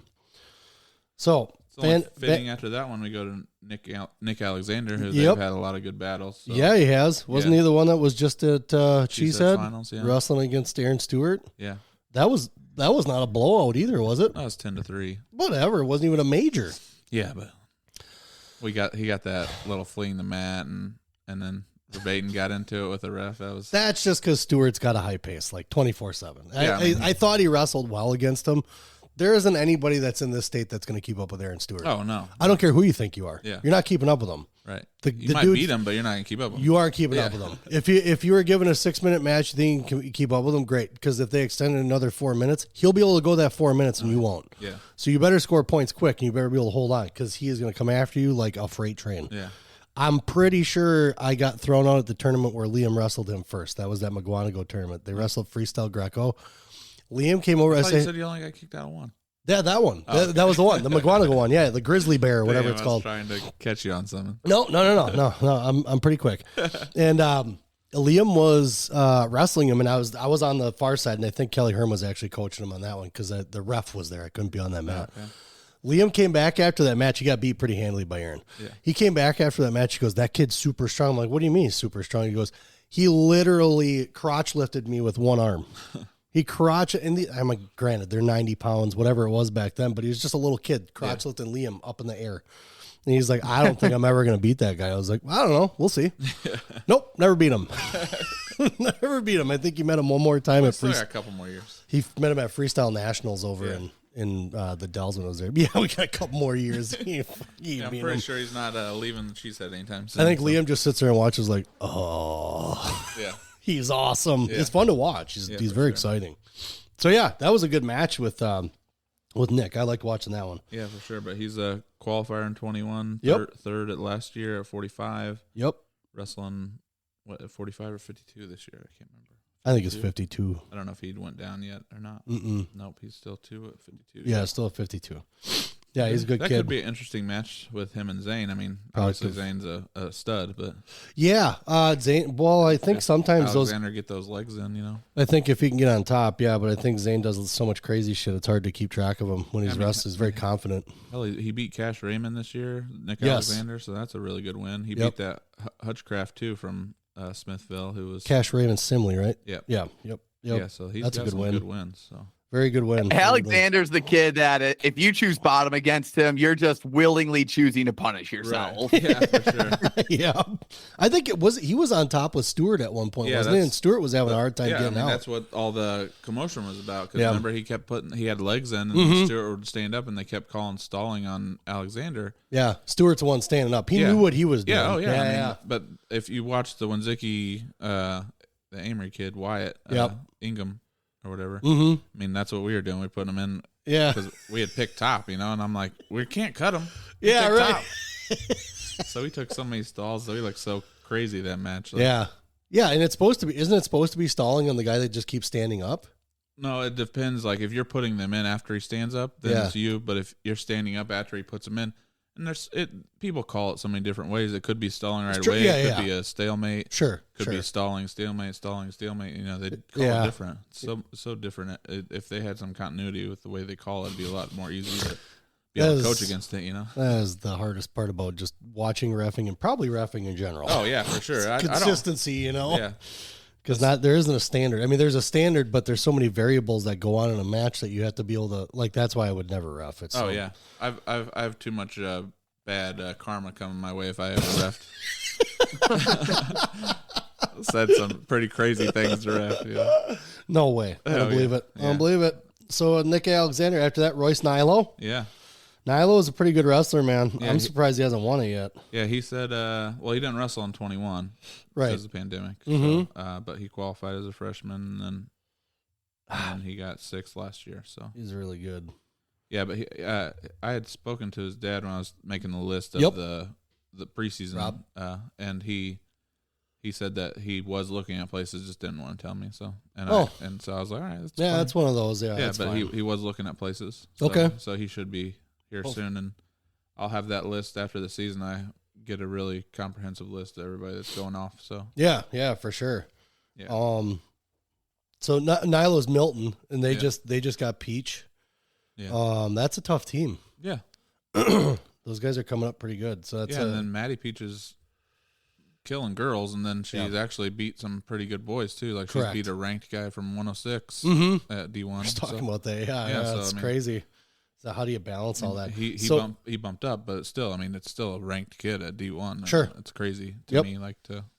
Well, and to me, like I said to you before, like you can't take out the fact when it comes to ranking boys and girls. If a girl's wrestling in a boys bracket and they lose to that girl, you can't take that weight off that loss. Right, you know what I mean? And you can't wait as well. He lost to a girl. Okay, he lost to a girl, but by how much? Just like he lost to a guy, but by how much? Yeah. You know, like okay. You see, I fall into that way too much. Like when I was wrestling, girls weren't wrestling. Yeah. So you lose to a girl, that was a big deal. You were the talk of the town after that, and it was not in a good way. That's for sure. So that's what, like, I have to get out of that mind frame. I get in that mind frame way too much. I'm just like, these fucking girls are good. You know, like. Hell yeah, they are. And so, like, they're really good. I find myself, it's like when I talked to you that day about that, I was like, and that's what I was hung up on. Yeah. And you were like, they still beat them. She's fucking good. Yeah, they're good. Yeah, so don't hold them back because of that. Yeah, because you think about it though too, is like how can you not use that as part of the balance? Oh yeah, it's a loss is a loss is a loss. Still a wrestled match, right? And I mean, if you go back and watch the match, I mean, you can tell they probably wrestle completely different. Yeah. You know, a girl wrestles completely different from a guy. Their flexibility is different. Their frame of mind is just different in general. They're more mature than we are, right? So they don't make maybe as many dumb mistakes as we do. You know, when it comes to wrestling a match, you laugh all you want. They probably don't. Oh, they're probably smarter that they don't. But well, it's almost like when I coach pole vault with girls and guys. Like you're almost doing like two different sports. Like that's right. Almost what it looks like. Yeah. Yep. And that's a strength thing, right? Or I don't know much. Well, about pole technique too. I mean, you think about it when you're pole vaulting. Looks like you got to be able to get back correctly. You got to be able to get your legs up correctly. That does not look like it's fun. Yeah, I've never thought that'd be a good idea for my fat ass to get on a pole vault. I thought that would. Why helmets are not involved in that sport? I don't know. They should have helmets for sure. But so okay, we talked Nilo. Let me get back to my list here. Yeah, Luke Kramer from Kramer. Yep, Prairie du Chien. Yeah, I was gonna let you take that one because I call it different every time I say that. Well, some people say Sheen. Shine. I say Prairie du Chien. Yeah. I'm from here. Yeah, Wisconsin. Sheen sounds. I'm a Sheen guy. Sheen, perfect. Yeah. We got 3. That outranks the 2 at WI Wrestle. 3-2. Yeah. We win. Ben doesn't get to speak on that. That's it. 2-time qualifier, placed last year. Yeah, he's tough from what I've seen. Results. I've not seen him in person, but Prairie du Chien, Madison area, right? If I remember, no. Which side of the state? They're going to kill me. That's fine. They're right along the Mississippi River. Oh, they're La Crosse area, Highway 30, west side of the state. Yeah, it's like an hour and a half drive for me to get down there from Holman. Okay, right on. I figure it's kind of like that. So I don't know. I mean, other than his qualifications where he's qualified, I think that was another one that I looked up that didn't have too much. Yeah, I could be completely wrong though. I'm going to look him up right now. Sorry, Luke. Yeah, I mean he's not listening either. Yeah, he just had a loss to Caleb Caddy, who just finally came back. Oh, really? Yeah, he wrestled for the first time a couple weeks ago and beat a kid from New Berlin. Okay, I'm pulling up his record right here. I would say that's a really impressive win for Katie coming or Caddy. However you say it, I don't know. Caleb I Caddy. was because Steve and I did picks for the TKO, and I knew I was taking a flyer, but you beat Luke Kramer after only wrestling 3 matches in a season. I'm excited to see him once all the rust is knocked off. For sure. Yeah. So here's another question I have too, because I did look up a couple guys. So I'm noticing that these boys' high school seasons aren't on their names. Yeah. So you got to go dig for them. Because looking next to, I'm trying to think who I looked up. I think I looked up Declan Cook or maybe it was someone else, but I looked up and they did not have high school boys season 2023 or whatever next to their name. Oh, really? At all. Well, that usually means they haven't done the pinch. Really? Yeah. What the fuck? But if they've wrestled, they have to have done the pinch. Okay. So, yeah. But usually you don't see that pop up until the pinch is actually computed into track. I saw tournaments under their name, but I did not see high school boys season. That's weird then. So and again, I didn't. If they've wrestled tournament, they obviously have done the pinch. I think my brain got so focused on just not seeing that I didn't pay attention to the rest. But that's just one of those things where I noticed I'm like, what the fuck is going on with all these records and people not having all this stuff on here? It's it's real hard to. Then I get weird and start thinking, what are they hiding? What are people hiding? You know, why you have all this shit so mysterious? I don't get it. Like last year, I don't know if you guys did this on purpose or not, but going up to I think it was sectionals, I looked up a lot of the Holman guys, because I knew we were going to wrestle them at some point. Mm-hmm. And you guys had I don't know if you did it on purpose or just a freak accident, but almost every Holman guy was untraceable on track. They had blacked out their name and everything. What's going on, Teague? I honestly, I was going to say this before we brought up the Holman thing. I honestly think it's a track thing. Yeah. Because there is some, like Brad brought up, there is some guys that don't have their season up there, and it's there's nothing to hide. Yeah. They don't have any reason to hide it. I don't think they'd be doing it maliciously. Right. I think there's a little track glitch.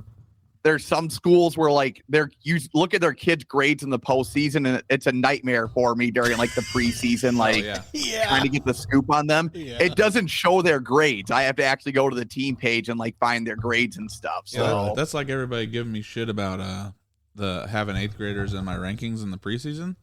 I'm like, you go to WWF State and tell me you know exactly what grade everybody is in. Yeah, exactly. I saw the guy just fucking competed in 16U. Yeah, how's he not a fucking freshman? So that's that. I had a lot of issues with that towards the end of picking dual teams for the dual team that I had, because I couldn't tell if guys were done yet or not. Yeah, because they still had 8th grade seasons or whatever under their name, and I'm like, they're like, no, he's a freshman this year. I'm like, I don't fucking. There's nothing in here freshman wise, but he's wrestling here and doing this. They're like, oh no, he's done. I'm like, oh yeah, okay, there goes that slot. But Luke Kramer, what was after Luke? We got. Oh, we could go on a 165 then. Ashton Meese, name I've heard a lot. Yeah. A guy I know little about. Right. Yeah, he's 3-time placer. I mean, he's already 3-time placer. He's placed every year high school, 5th, 4th, and 3rd. Okay. He just lost to you were there, right? At the Fenimore duel? Yeah, he lost to Stel 7-2 or something Did he? like that. Yeah, I mean, it was a pretty good match. Meese, he's fun to watch on his feet. He's pretty good on top too. Mm-hmm. There's a chance there that that sectional, if everyone stays pat, that the top 3 place finishers come from that sectional. Okay. With Meese, Flaggy, and Stel. Yeah. Oh shit, they're all in Mineral Point. Yeah. Oh my god. I do the rankings. I didn't know that. So yeah, see, that's why I brought you on here, Teague. Yeah. I figured it was he's probably not working today. He knows a lot of these guys too. That's exactly why I brought you on. I was just thinking State's gonna be fun, but hell, that's awesome. Not for them, obviously. Yeah. No room for error for them. They make one misstep and they're not going. They're not going. Yeah. Yep. Very true. Dang, very true. That's crazy. And again, that's what's really cool about a lot of the teams. A lot of these teams, and we know that like Holman's and stuff like that have always been kind of right in there. But I'd like to see the Rapids come back, or some of these other teams from up north really put whether it's a full team with 3 to 4 really good guys. But I'd like to see these teams compete against each other. Right.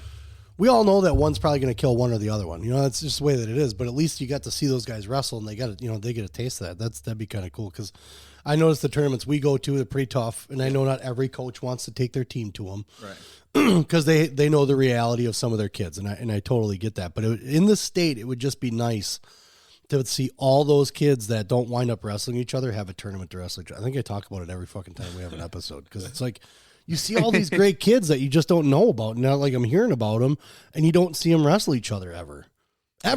That's like the kids on the West Bend West. Like, yeah, like they have 5 really good guys. 5 or 6. They've been in the Donnybrook, the Battle on the Bay, Minnesota Christmas, On the Water, Cheesehead, Highlander. Like they've went to everything they can. Yeah, like that's crazy. That's a crazy schedule. It is. I couldn't imagine being like a 500 wrestler. You're not going to be 500 if you're 500. Not anymore. You're going to be like 250, 250 maybe. Yeah. It's going to hurt after going to those.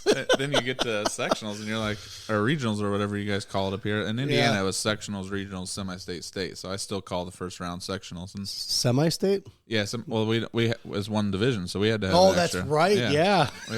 We can't get it to it in 2 rounds like you schmoes up here. I'm just messing with you. Speaking of Indiana, I brought that up to you. I'm listening to that Dave and Goggins book. Oh yeah. Holy racism down there. Oh, yeah. Wow. Like I told you, like crazy. There was one school that we would drive by. They knew the bus route to get into the school, so the people there were very very, very vocal about how much they don't like black people. Yes. Holy shit. He brought crazy. up a town called Center Point. It's in the book, whatever. Yeah. It's in the audiobook. And it was just outside of where he was from in Brazil, Indiana. Yeah, it's a little south. And that's where his wife was from. His wife was from Brazil, Indiana. And I think when he was in high school, he was hanging out with her at a malt shop or something like that. Nice. Dad comes in to pick her up and sees her sitting next to him. And he's not black. Yeah. But you can tell he's a black dude. Yeah. And said something. He goes, if I catch you sitting with these ends anymore, he goes, you'll never leave the house or something like that. And he wasn't even mad because the guy put it out there. Yeah. Was it offensive? Hell yeah, it was offensive. Oh, yeah. It was racist. Yeah.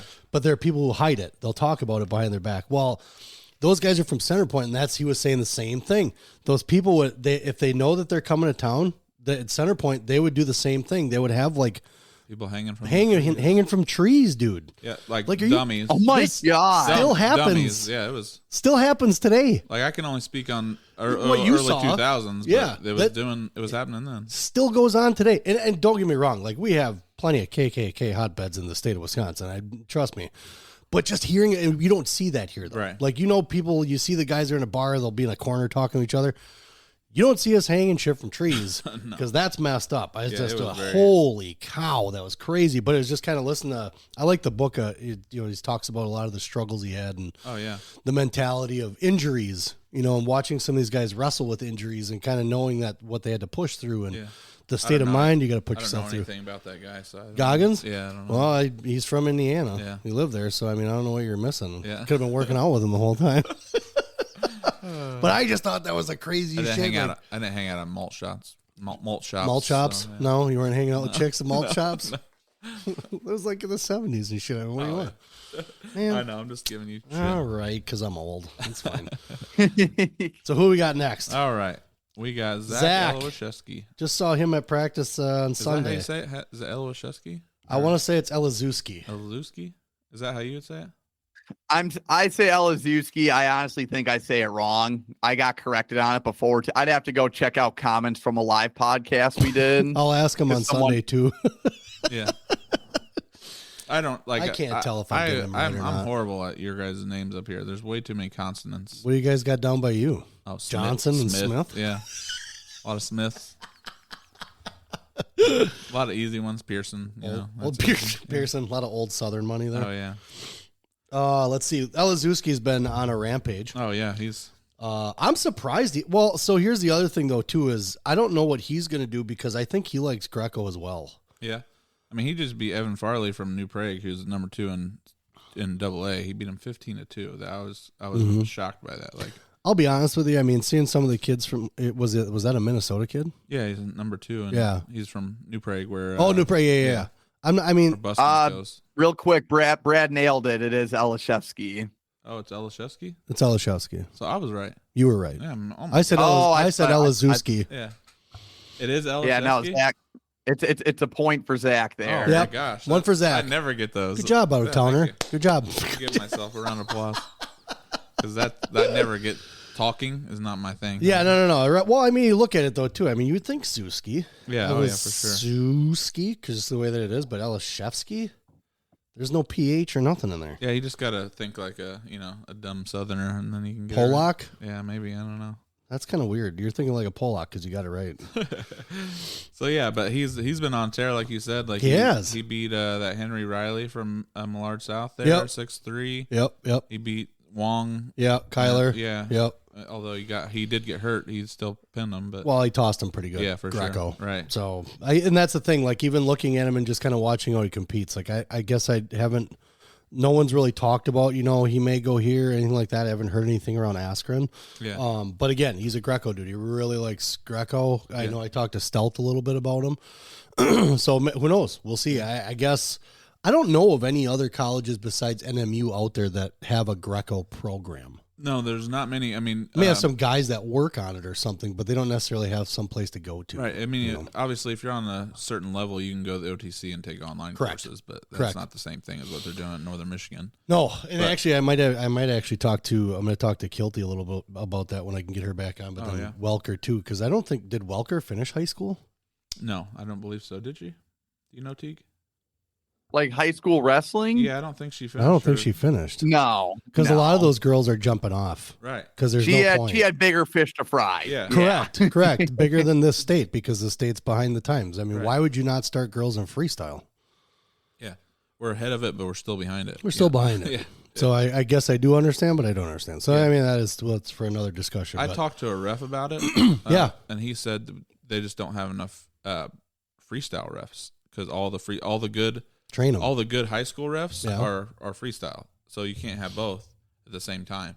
I suppose because like if you look, all the ones you would say that are good from Wisconsin, most of them do freestyle.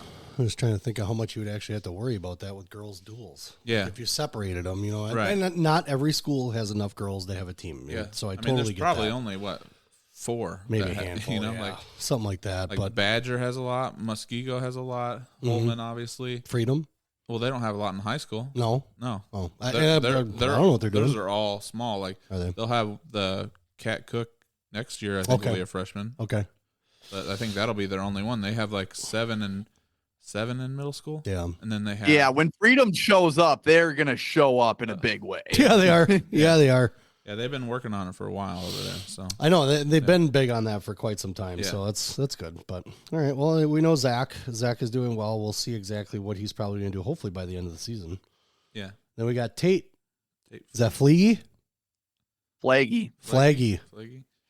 Does he go by Tate or Robert? Because it's always Robert Tate. Like does he care? He goes by Tate. Okay. Yeah, real. I got the lowdown on that. I had breakfast with some of the law parents. Okay. Yeah. And before the bi-state, and he was named. His middle name was Tate after his uncle, who was named Tade. So I don't know how they messed it up, where they didn't even give him the correct middle name. Yeah. But they just ended up running with it. So he does go by Tate.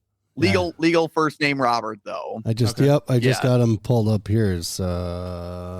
He is on a heater, let me tell you. Yeah, for sure. He's been really majored good. Ashton Meese and May of Freestyle State. No, I'm sorry, that was bi-state clip. Yeah, that was bi-state. He did major him this year too. Yeah, he's been really, really good. Like he has. Well, and you look at some of his placements. I mean, granted, again, what did he bump up a little bit too this year? This is a different weight for him, right? Yeah, 160. Yeah, it was 145, a different weight. I believe, last year. Look where he started at. Yeah, he's at 106. Yeah, his brother's 106 right now too. Holy shit! And then he jumped all the way up to 160. Yeah, man, that's tough. Yeah, for sure. That's tough. Even after 3 years, that's still tough. That's a big weight jump. So, I mean, I can see where, it didn't have any placement on a couple like Northern Plains and stuff like that. But, I mean, he's coming right back. You can tell us some of the wins he's had too. Yeah. So, yeah, definitely a good kid to be picking up. So, college coaches, pay attention.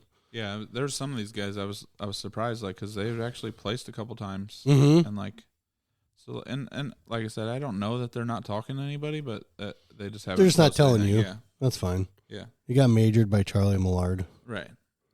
Bi-State Classic. We know Charlie. Yeah. It's not a big surprise, but.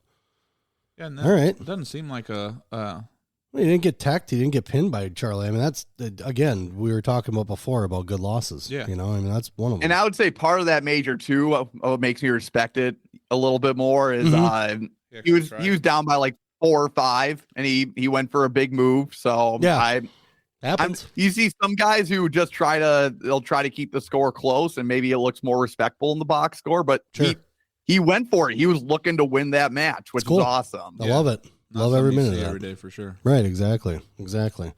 So we talked Tate Fleege, then we got Will Bieber, the old Coleman, Will Bieber. Yeah, it was Sheriff Bieber's son. Yeah, there you go. So Sheriff Bieber well qualified as a freshman, and didn't do anything in COVID year. I don't know that he was wrestling, but okay. And then he got 4th last year at 152, and he's just made the move back down to 152. So yeah, interesting. Yeah, so he could maybe be a 57 pounder because. Yeah. When I was making this list, he was 160. Oh, that'd be interesting. I was going to say, that'd be great if he was 160 this weekend. It'd be we got the Micah Kuchta or whatever. Damn it. Yeah, so he'd be a good one. He's a pretty well-rounded. Beat Brace and Kelly. I mean, and Brace is pretty good. He's not, he's young yet. Sophomore, yeah. Yeah, he's young yet, but Liam practices with him every weekend. Okay. Very, very strong. Very strong wrestler. He's got, Brayson's got some definite potential. Just looking at some of his significant wins here. Colton Zip. Yeah. That was this year. And this year and part of last year. August of 20. What is going on here? They have August 31st of 2023 on here. Like, what does that mean? It hasn't even happened yet. How do you have a tournament that hasn't happened? I don't know. I don't know, man. Whatever. It's track. They have a tournament labeled for August 31st. I know all the high school boys season stuff will say like August 31st of like this year. That's the high school boys season. It wasn't a tournament, sorry. It was a boys season. Yep, and that's what pulls up all the results. August 30, that's I think that's just like the default date it has for the high school boys season. Get this shit. Because I don't look on it enough anymore, so I haven't noticed some of the changes they've made. So it's kind of crazy. But it is what it is. So then we got Tristan Dreyer at a Cadott. 145, 2022 took 5th. Yeah, he's 2-time placer, 1-time qualifier.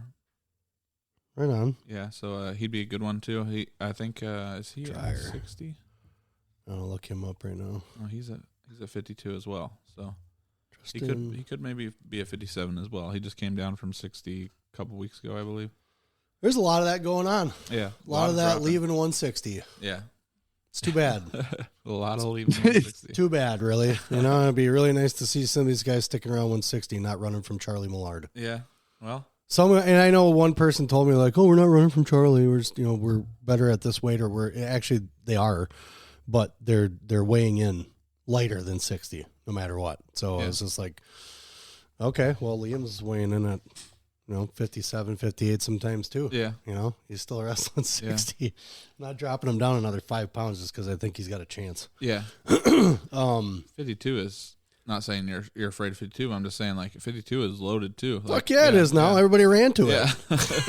Everybody ran to 52. I think people will be dropping down to 45 here soon. I think so too. Some of the 52 dudes that were there originally, I think those guys are going to fall out of that because that was just a gigantic exodus out of 60. Yeah, it was weird. Like it's awesome to watch. Like when you're doing the rankings, Yep. Like you'll be all the way through 152, right? And then you're like, I don't know that this guy's dropped. And then you're like, yeah. And you go to 160 and you're looking up results, and it's fuck.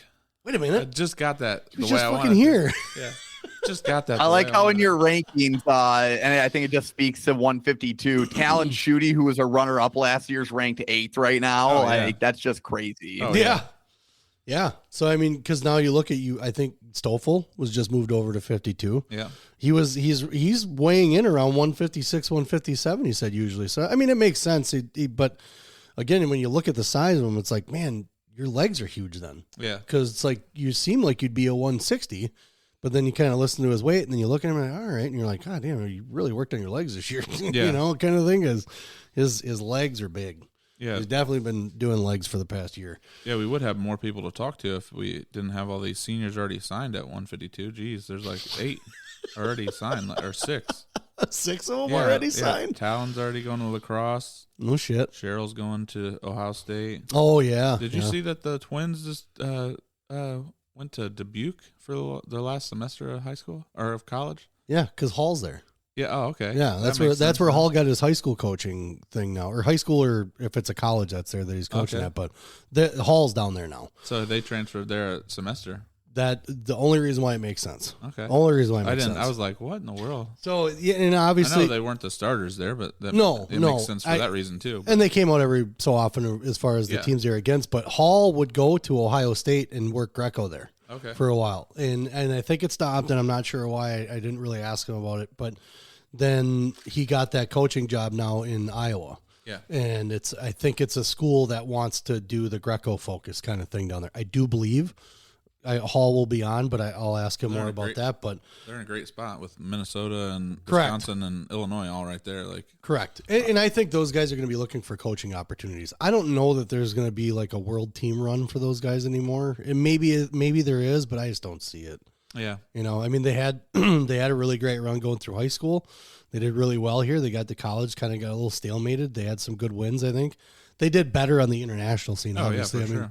And I know in one, I think both of them are still competing internationally. Yeah. But, I think that was the move for those guys. I think it's because Hall's down there now. Okay, that makes more sense. Kind of made a move. So, yeah. All right, so we got Cale Roth next. Yeah. Placed as a freshman, hasn't placed since, but he did qualify last year. Rapid's going to be there this weekend? He's from Stevens Point. No, I'm sorry, not Rapids. It's are they going to be there this weekend at this one? No, Rapids. I don't know. Yeah, I was like, they're not, but that doesn't have anything to do with what we're talking about. Yeah, you're an idiot. I didn't say that. No, I did. I'll call myself an idiot. That's fine. But no, I was.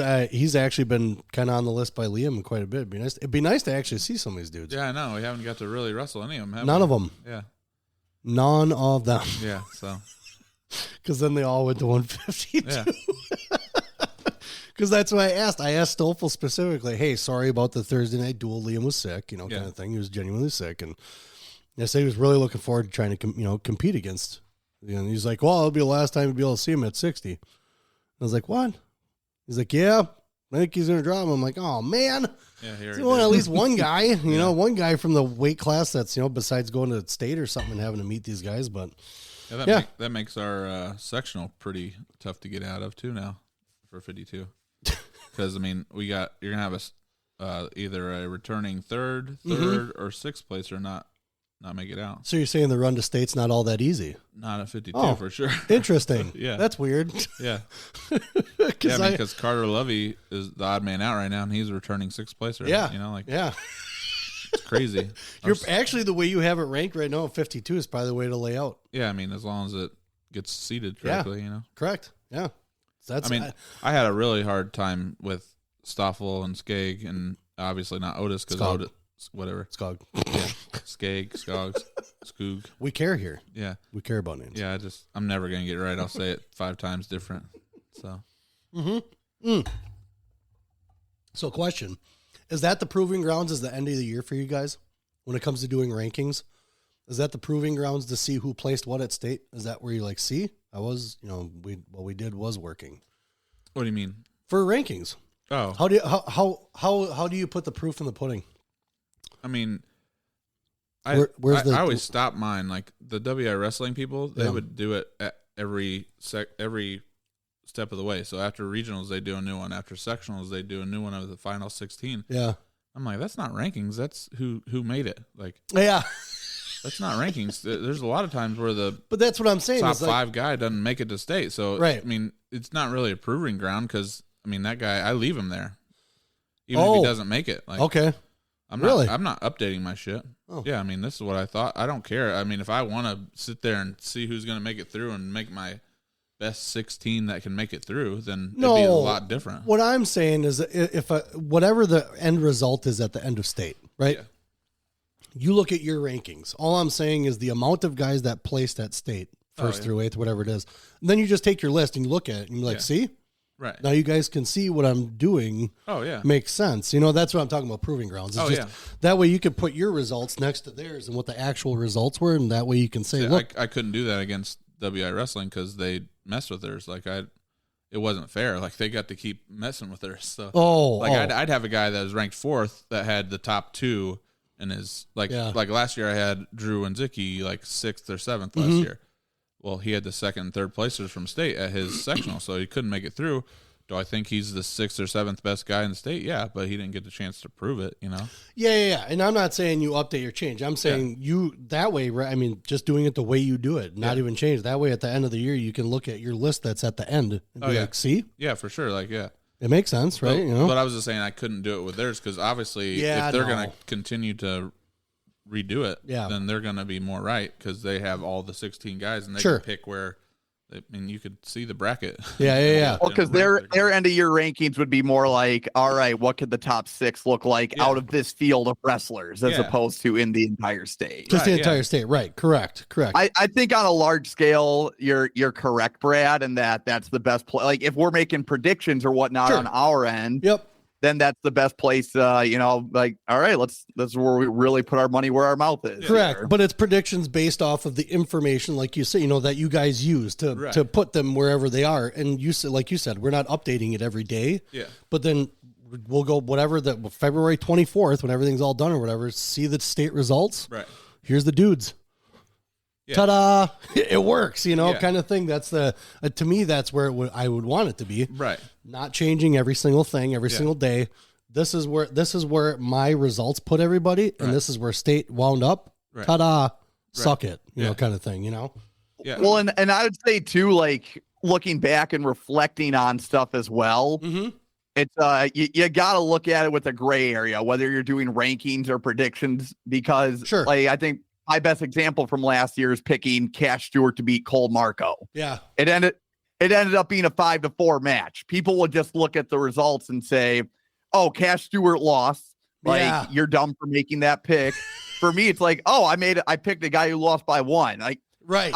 Zach and I would love if they wrestled the state tournament 100 times. We have a good sample size, but we only have 1. That's the only one we can base it off of. Very true. Very true. So, yep. You can look at stuff let's say Zach has a guy who maybe could have got 3rd or 4th at state, if he has him ranked 3rd or 4th. If they lose in the blood round to a guy who ends up placing 3rd, if they lose in sudden victory or something, you can still hang your hat on that and be like, oh, that match could have gone a different way. Sure. There are moments where we pick a state champion and they get majored or something like that. And then it's all right, we're gonna have to eat our words on that one, but it happens. Yeah, for sure. Yeah. I would say, I think Zach could probably agree on this. By the time state's all said and done, you realize, all right, we know a lot, but there is a lot that we also don't know. Yeah. Right. That's why I always view making predictions and talking wrestling and doing rankings as you're chasing this great white buffalo that you are never going to perfect. Oh, yeah. Exactly. It's just the nature of the sport. But everybody thinks that your words mean everything. Yeah, my kid should be here and my kid should be there. And if I ever had the top 6 right for every weight class, I would be like, oh, I guess I can't do this anymore because I'm that's not what this is about. I should never have that, really. That's never going to happen. Why wouldn't you want that? Why wouldn't you want to be the best at something and keep doing it and just kill people at it? Yeah, but like I said, I can't because because you're getting them all right, that just means you know shit. Yeah, but it won't happen like that ever. Oh, no, it won't. Because, but if you did do that well, I wouldn't quit. I'd keep going. Yeah, but I'd start putting that shit in Vegas. That's what I'd start putting. Start making some money. But no. But there's just a lot of instances where people just can't make it that are really good. Well, there's too many so I talked about that with Liam. Sometimes kids are good. They're good at a sport, right? And sometimes that starts early. Yeah. But that's because they're just built a certain way that excels them past other kids, right? And then they grow up and then they suck. Yeah. Because they can't, their body or whatever it is, or they just can't get it past a certain thing. It just happens. Right. It doesn't mean that kid isn't trying or that he's not really that good. He probably was that good at one point. Yeah. But certain things that, however you want to put it, either God gave you or whatever it is, you got hurt. Things just happen. But sometimes kids just aren't that good at stuff. Right. It's just what happens, man. I mean, I tried wrestling. I wasn't that good at it. I loved it. I had fun with it. I thought the camaraderie and the team stuff was great. But I was not good at it. Yeah. So I wasn't going to pretend. But a lot of these kids have parents that want to sit there and pretend like their kid's a world beater. And they're like, oh, he's going to do this and do this. And then that's when you start seeing kids getting drugged through sports they don't want to be in, all that other stuff. And it's just like, oh, my God. But obviously, we're not talking about kids like that. We're dealing with kids that actually want to be in something that actually do fairly well. Back on topic. Yeah, back on topic. We got to bring it back around here. Because Ryan Roy, I had a Wabeno, Leona, 3 Lakes. Yeah.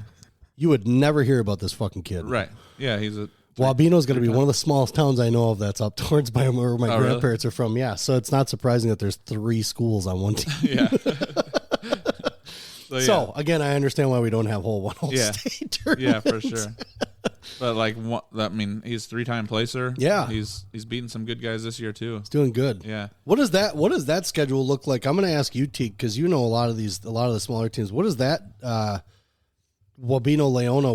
Who do they wind up going against? Like Niagara stuff, like things like that. In the postseason? No, regular season. Like, what's their conference? They do. I would say, just given their area, it makes sense. Like they kind of end up in their neck of the woods more often than not. Like they do go. Like they went to the Cutler Classic, which has some pretty good competition there. So I'm guessing like Bondwell stuff, things like that. They wind up going to that stuff. Yeah. Okay. Yep. I mean, he just had a really good match with that Peter Kuchta, 11-12. Oh, really? Yeah. Okay. Yeah. So all right. That was at the Cutler, I believe. Nice. So. All right. Yes, sir. And obviously, like you said, I mean, he's been to state, so it's not he's not doing stuff. But no, you got him at 174. Yeah, I mean, he's a 70-pounder. He just came down from 82. So. Okay. Oh, damn. Okay, yeah, for sure. Oh shit. Yeah, so he's 74, 84. You know, these are all like just guesses. Obviously, I don't know what these guys look that's what like they're and doing what right they're now. going. Yeah. Right on. I imagine if he can make his way down to 70 in a season, he could go 74 for a season. That's a safe guess. Yeah. Benjamin Otto. Yeah. If you don't know him, you live under a rock. Yeah. Brookfield Central kid. We all know he's qualified. Yeah. I can't believe he hasn't won it. Yeah, he's got 4th is the best he's done. He qualified twice and got 4th last year. Benjamin Otto. I mean, that grinder of a tournament for at least for that weight. Yeah. That 170 for the Badger Scramble, that was crazy. Oh yeah. Judo lost to Skulls and Otto, but beat Ott real bad, and then Ott lost to Otto and Skulls, and it was just like, I was like, well, I have no clue what to do with that. So thanks, guys. You didn't separate yourself at all. I know. They really need to start wrestling thinking about you. Come on. Think about me. Yeah. You're making it tough on me. I'm trying to get you guys into college here. Give me a break here, huh? What's going on? So we got him, and who we got after that? We got Kelvin Hargrove. Yep. Aquinas. You guys have been talking about Aquinas a lot, Teague. Yeah. A lot. I think Hargrove, I mean, I wouldn't be surprised if he does football. Yeah. In college. I might check out his Instagram, actually, because I think he's a pretty good baseball player, too. So that's the other thing, too. These multi-sport kids, they could be committing to something for a different sport. Yeah. And not wrestling. Sorry, Teague. I didn't mean to cut you off there. Oh, no. You're good there. I got good. I'm gonna go make more coffee here, quick, guys. Okay, I'm gonna actually gonna message Hargrove real quick and see if he's going somewhere. Mental pause, right? You're leaving me by myself. That's scary. Well, you know what you're doing. You know what you're doing. Oh man. People talk to you. Just making coffee. It's a show, man. Oh geez. So I mean, Hargrove is placed 5th last year, so I was interested how many people you said there was a lot of people. How many did you say wrestle or play multiple sports at Aquinas? Did you say there? Did you put a number on like it? out of an estimated 300 person student body, it's about it was 88 that did. I think it's last year. Was that all 3 or was that just 2 or at least 2? On their it was 88 3-sport athletes. Oh, Jesus, that's crazy. Yeah, and someone made a good point. Aquinas does offer more sports, so it does give kids more opportunities. But are they a private school? Still the kids are doing those sports. Right, they are a private school. Okay. Yep. Okay, that's cool. Yeah, it's just that is so impressive though. I don't care if you offer 1,000 sports. You still have to have the kids do those sports. Yeah, I mean, there's only 3 seasons. I mean, you're doing it every season. You're doing and then keeping your grades up too. That's crazy. But so anyway, we'll go on to 184. I got Michael Alexander, who just came back from a injury for football, I believe. Two-time third placer. I mean, last year that match with Gibbons in the semis where he got kind of choked out. That was pretty crazy. I don't know if you saw Alexander. that or not. I would love to see him wrestle in college, man. Yeah. I mean, yeah, he's a good football definitely player. a great wrestler. Yeah. Yeah, that's just happens to be stuck behind a Mirasola this year. Yeah, for sure. It'll be interesting to see if my what I predicted or what I heard, if those are the weights they wind up going, because that would open it up for Mulvaney to get a title if Mirasola went to 95, obviously. But so that's like I said, I've heard that's what these guys are doing. So is that so Connor's going to be going 95? That's what I've heard. Yeah. Hypothetically, be Connor 95, Aiden 220, Cole heavyweight. Yeah. How come they don't do Cole 220 and Aiden heavyweight? Yeah, I'm not sure about that. But I mean, obviously, Cole just wrestled heavy when he could have, if he was looking for a toughest match, he could have went against Garrett. Mm-hmm. So I don't think it was a let's look for the toughest match. I think it was a let's see if I can handle the weight. Who was this? Cole Mirasola. Oh yeah. Okay. Because we were talking about the hypothetical thing that I put on my rankings this week, so where it'd be Riddle 70, Mulvaney 82, Mirasola 95, Sinclair 220, and Cole heavy. And that caps off the AWA championship. Yeah, I mean list. Theoretically they could have a champ from every weight from 120 on up. That's the whole point. Yeah. So I think that. And so now what about the other weights? Why wouldn't it happen at the other weights? There's no Askren kids at the other weights? Beckett. Yeah. Beckett. So, is Skiba an Askren guy? No. He's Aviators, right? Yeah, he's Aviators. Or Nazar. Yeah, Nazar, yeah. Yeah. Yep, Nazar. I think he's mainly mainly Nazar, though. Be tough pressed to find someone to beat him at that weight. Correct. Yeah, I think he's mainly Nazar. I don't think anybody really goes to AVs anymore. I think it's a kid's place. If they do, then there's few and far between. Yeah. You don't have to put an opinion. I'll put an opinion on it because I know nothing about it, so you don't want to. Yeah. You don't need to. Yeah. I think there's plenty of kids that have left now. I think out of that club just because it's just they grow up. Yeah. They grow up. I'll always say it was a stepping stone for Liam as a child. Yeah. But as adult, grown kids can't practice for sure. Clenchment. That's the way it is. Next one we got is Trent Gibbons from Pulaski. Yep. Speaking of Gibbons, yeah, one-time placer, but I mean he got second last year at a pretty tough weight. I was gonna say that's pretty damn good. Yeah. I mean he's always been around. It's just it's been tough for him to. Yeah. He's been in our sectional the last 3 years, so right. It's kind of right. It's the first year I'm not going to get to see him at sectional, so yeah, a couple Pulaski kids on here too. Yeah, right on. That's Machek's old alma mater. Yeah, for sure. So yeah, Gibbons, that's pretty good. Yeah, second place at 182. Shit. Yeah. And then he's got Gish below him. You got West Bend East down below him. Yeah, he got third at 70 last year. 70. Yep. He's wrestling 182. He's a really well-rounded wrestler, not very many flaws, Mm-hmm. That's what I was looking for this. Like, yeah, there's guys that are really good on their feet, and they suck on the mat, Yep. You can't suck on the mat in either top or bottom in college, No, especially. And I think the biggest thing they talk about right now, as a high school kid, you need to get out of the bottom. Yeah. If you can't get out of the bottom, you're going to have some serious issues going to college, because if you can't get out of the bottom, it's going to be even harder to finish a takedown in college. Yeah. So, like, if you're not getting takedowns and getting out of it, you're not getting points, man. Right. So, yeah, it's kind of scary. Very true. Very true. It's worth 2 points if you get ridden out. Correct. You didn't get your one that you're basically given, because you should be able to get out. Mm-hmm. That's right. And you give up one. Yep. For the guy just riding the shit out of you. Never thought of it that way. Yeah. Thanks. I know. Literally, I don't really think it was a 2-point swing. I just kind of think of it the other way. So then we got I'll let you take this. Tyson Bogots. I'm going Bogots. Bogots? Bogats, whatever. Yeah. I was more worried about the CZ on the end than I was about the A, but yeah, I guess I got to worry about the A. So this guy Bondwell. Yeah, but he's been like bulking up. It looks like 45 to 60 to 82 this year. Well, he used to be, because what's his name? Luke Dukes used to go to Bondwell. Oh, did he really? Yeah. I didn't know that. Yeah, Liam was going to wrestle middle in school. Yeah, Liam was going to wrestle in middle school, and then I think he was a weight above. That would have been a tough match. That was the year that he wrestled Griffin Jens. Okay. But they're like, oh, Luke Dukes is tough. Yeah, I was like, good, bring him on the mat then, dude. And Lee wants to wrestle him. Yeah. He's already signed, or else he'd be on this list. Yeah, right? No kidding. Yeah. No, where was his? Augsburg. Augsburg. That's right. Yeah. Yep. So we got Tyson Buck. So now, who are some of the guys that he beat though? Tyson? Yeah. Let's see. Yeah, I'm gonna have to pull him up here. I got to win against. Well, he beat Ryan Roy as well. Yeah. Okay. And then beat the Stratford kid before the Stratford kid dropped, I think, to 70. Yeah, he's to 70 this weekend. Yeah, beat Lueck.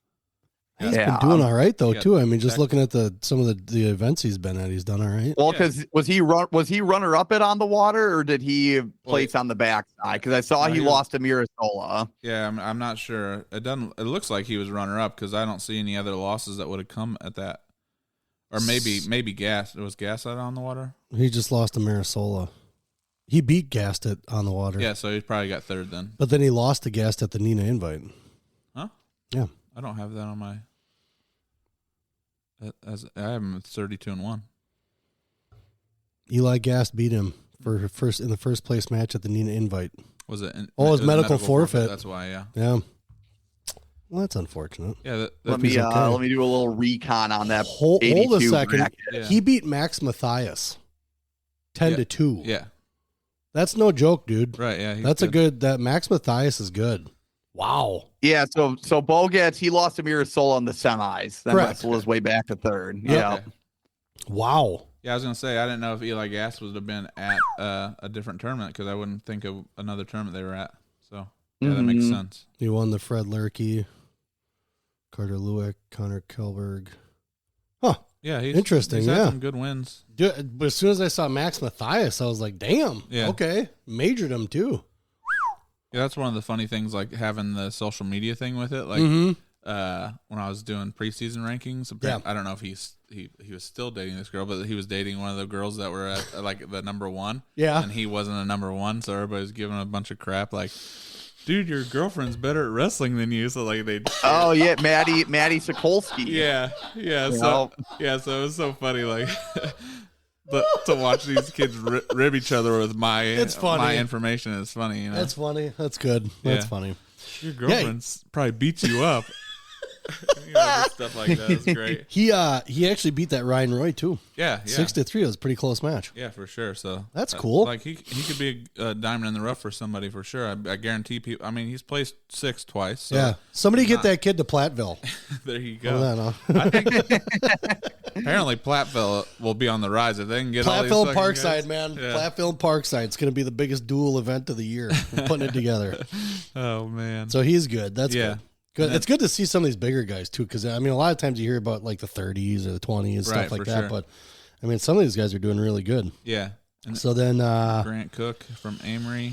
Yeah, Grant Cook. I don't know too much about the Amory guys other than who we know, Hopke. Yeah, Hopke. I don't know a bunch of Amory guys. I bet you all these guys get beat by Hopke in the room. So no way, no way. So you got to. I mean, you got a good practice partner. Yeah, for sure. So Grant Cook, one-time placer. 5th at 182. Yeah, he's done all right at the Cheesehead. I think he got like maybe top 8 last year. This year, I think he got 5th. All right. Okay. So all right. He notable holds his own with some pretty tough kids. Like. So, and again, a lot, and I guess I veer towards that way with just the bigger guys. I wonder how many of these guys are going for football. Right, yeah. You know, they love wrestling. It makes their, maybe their football better kind of thing. I wonder how many of these guys are going for football, though. Yeah. Maybe a lot. It's like when I had reached out to Griffin Impey, like he had said he hadn't made up his mind what he was doing yet. So sure. Yeah. I know. That was in the summer or whatever, but I haven't reached out again to these people, but yeah. So then we got Mitchell Thompson. Yeah, this one I don't even know if I've ever seen him. He got runner up last year, but I don't remember like watching him. But his results are like he beat Chase Matthias 8-4 this last weekend. That's even better. Mm-hmm. Yeah, Chase is even better than Max. Yeah, and he beat him 8-4. He beat Max Matthias too. This kid did. Mitchell Thompson did. He beat Max too. Yeah. Yeah, I mean he's wow. He lost. Or no, wait, that was Cutler Classic beat Jacob Martin.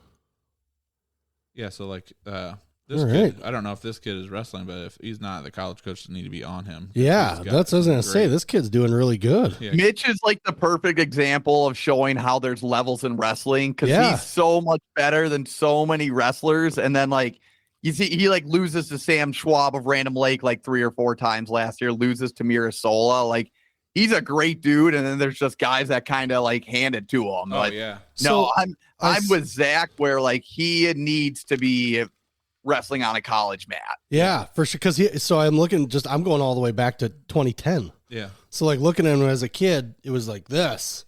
Then he kind of had a decline, and then it was up again, and then it went down. It was all the weight changes. You could tell it was with the weight changes. Then he just got better as time went on. Yeah. Someone needs to get this guy on his team. Yeah, for sure. Because he is now at the up end of coming up, in wrestling. He's not going down right now. He's coming up. So these guys, he needs to get snatched up really quick. Mitchell Thompson out of Kewanee. Yeah. If you guys can get him, he'd be a badass 197. I'll tell you. I got a couple of guys. I'm going to throw his name that way so I reached out to you. Yeah. What's his name? Want to know about some of the bigger guys and stuff. This is a perfect one right here. A perfect one. He just beat a Fargo All-American. Yeah, he did. 8-4. So. Damn. Okay. Yeah. All right. That's cool. Go Mitchell. Yeah, for sure. Go Mitchell. And then this next one, I don't know. He could be 84 now. He just dropped down to 82. Jackson Ormond. Yeah. He placed last year at 5th at 82. But he just dropped back down to 82. So Jackson Ormond. Yeah. Now I'm interested. Because after this last guy, I didn't look at much. And then I looked at him and I was like, oh, shit, this guy's good. Yeah. D3, the big guys in D3 are loaded. Dude. Well, we always talk about it like it's on the big picture, but even at like the bi-state, 195, like the D3 representation is always solid. I think it must be like the farm strength or something. It's got to be. It's got to be, dude. Because looking like a Sloan Welch win, this was at last year's regionals, but still, we're talking Sloan still is not bad. Right. And then let's see, he went to Bi-State Classic. Yeah, Jackson Ormond's only losses to the number 2 guy in AA from Minnesota this year. Shit balls. And it was 3-1. So, like, he's beat Kindbaum from Kiel, who's pretty good, a younger. Oh yeah. Yep. And man, he's good. Yeah. There's another name. Well, and also I think like if you can get a Stratford guy like on your college team, I think they have a room that like develops really well. So I think that makes for a better transition too. Yeah, for sure. So I'm actually gonna send like from 184 to heavyweight over to that guy. Yeah, and be for sure. Ta-da! Yeah, there you go.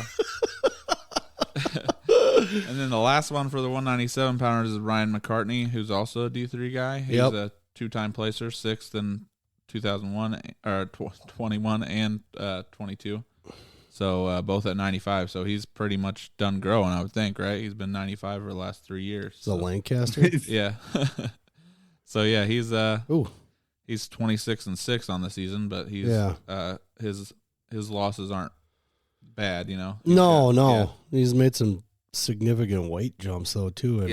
That's a big jump. Well, he's been 195 for 3 years. Yeah, now he's going to 220. So maybe he's ready. I mean, it's one of those things where he's like, oh no, I got to do it. Yeah. Let's see what kind of wins he's got here. Braden Albee beat him.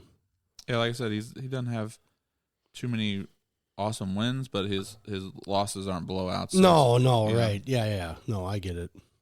Interesting. Yeah. Okay. So now the big boys, we got Griffin Impey. Obviously, if you don't know Griffin Impey, you live under a rock. Right. I'm just gonna say that two-time runner-up. Mm-hmm. Qualified as a freshman. Yep.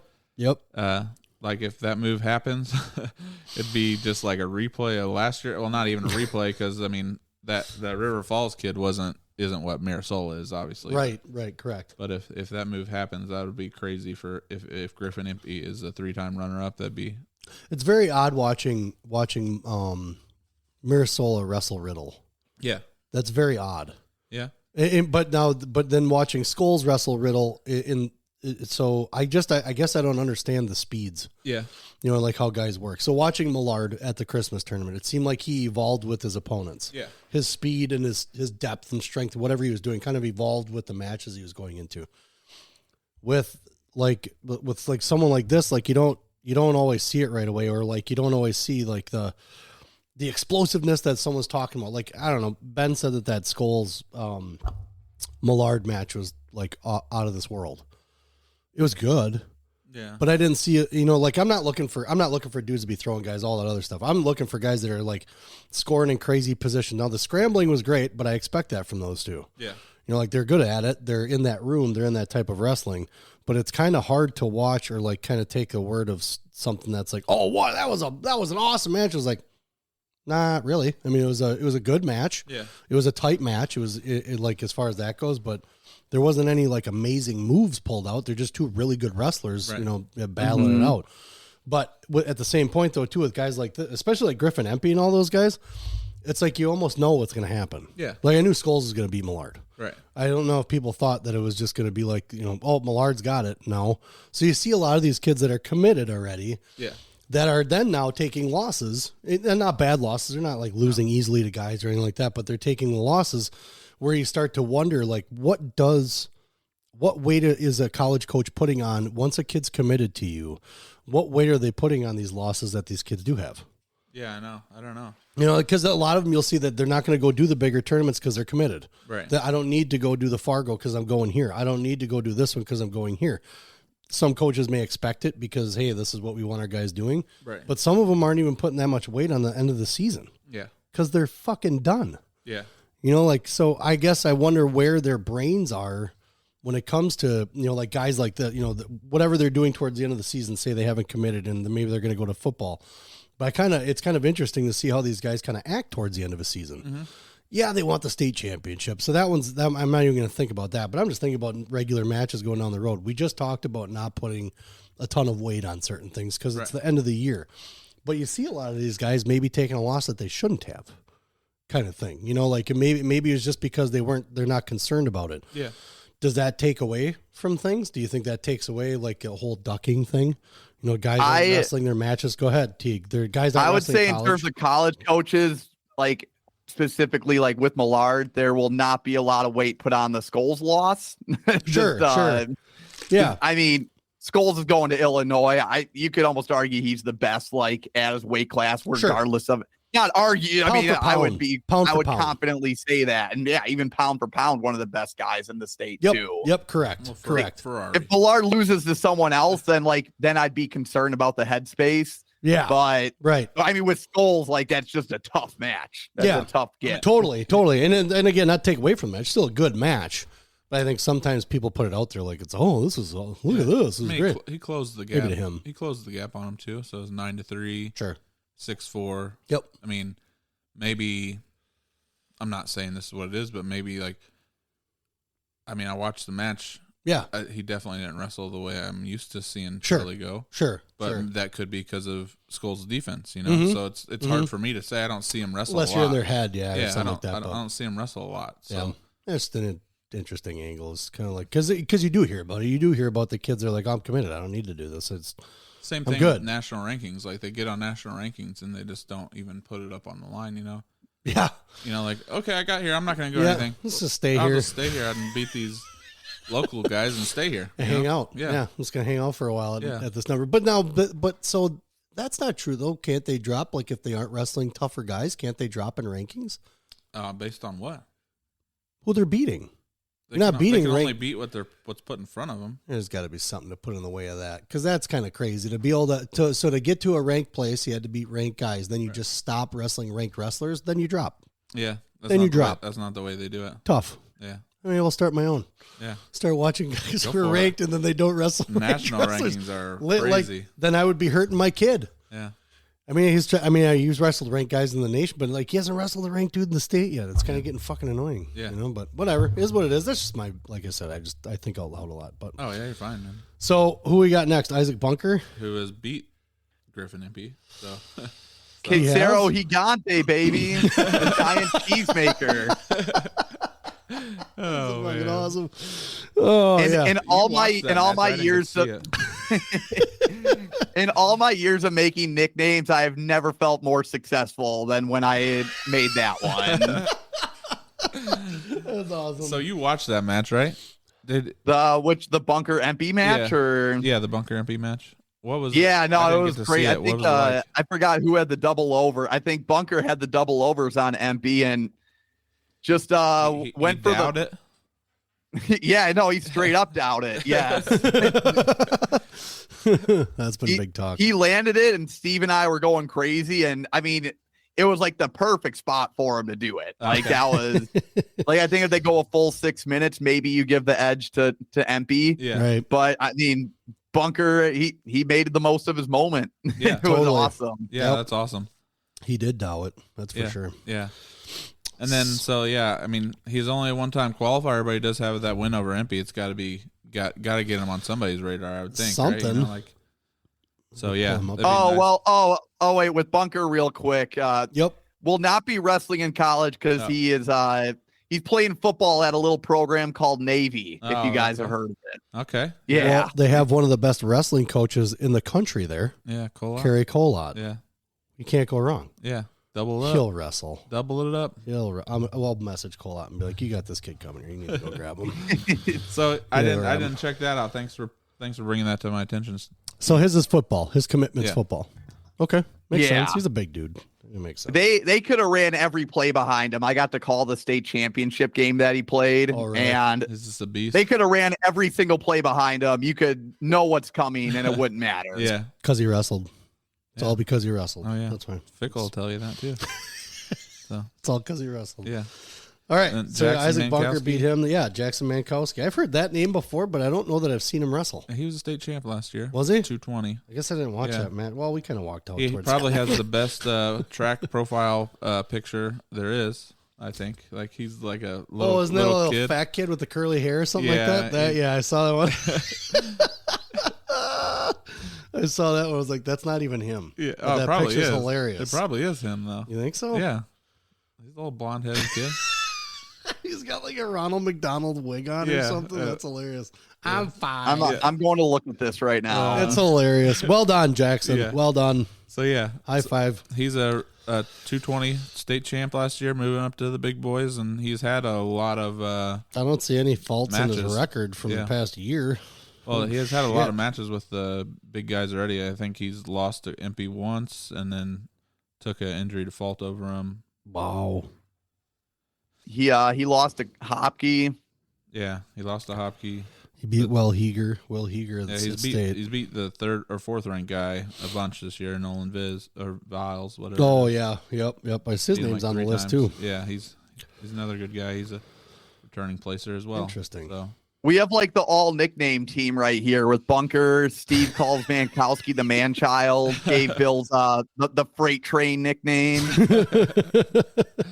Oh man. Yeah, it'd be Zach, how about talk about tough sectionals and like why you don't do rankings like in the postseason. Yeah.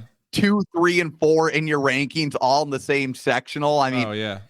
You'd think something has to give, and like either I don't think Vils can go down to 220. No. He's 245, and I'm guessing like 3% body fat. Yeah. Really? Oh shit! Yeah, I mean, he's jacked. Holy dude. wow! He's a monster. Okay, all right, cool. And I don't think Mankowski's worried about dropping. No, I mean he's already beat Vils. You know, he's beat him 3 times, so he's not the one that would have to. It'd be Vils, and I don't think, like you said, I don't think he can. Wow. And I mean that's just part of the thing, though. Like, you're gonna have a really good guy not make it to state there. That's for sure. Yeah, totally. Yeah. When you got the 2 or 3 or 4 top guys there, yeah. Yeah. Oh, so Nolan Vils is committed to play football at Wisconsin. There you go. Football. Yeah. Jeez. Come on, football. Quit winning. I mean, like I said, I didn't check for wrestling. I just checked for wrestling stuff. I didn't really. Oh yeah. So was that just on his social media profile? Yeah, it's on his Instagram. I thought I heard that he played football somewhere, so I went to check it out. He actually sure. he decommitted from Augustana and is now playing for the Badgers. Yeah, wow. I should probably put that on my stuff if they're playing football. I'll have to look into that because I mean, if I'm doing it for college coaches to look at it too, like they would maybe want to know that. Yeah. For sure, yeah. Well, and it'd be a fun thing. Coaches could pull up your rankings, like football coaches, and be like, "Look at all these top-ranked wrestlers playing football." Oh, yeah, like, for sure. Correct. Yeah. You guys should be wrestling. Yeah. Just general information all around. Yeah. Yeah, for Hell sure. yeah, man. All right, then we got David Gonder. Is it Gotterman? That's Gotterman. Yeah. So that's Wittenberg. You know, I don't know. The coach, what's his name? I can't remember the coach's name. He's got his own brand of attitude, but Wittenberg's always had, I don't know, they've always had a straggler here or there that have come out. I mean, I know, what's his name went from Wittenberg to Shawano. Wudke. Okay. Devin, I think Devin's back at Wittenberg. I know he left for a little, I think he was gone for a year, went somewhere.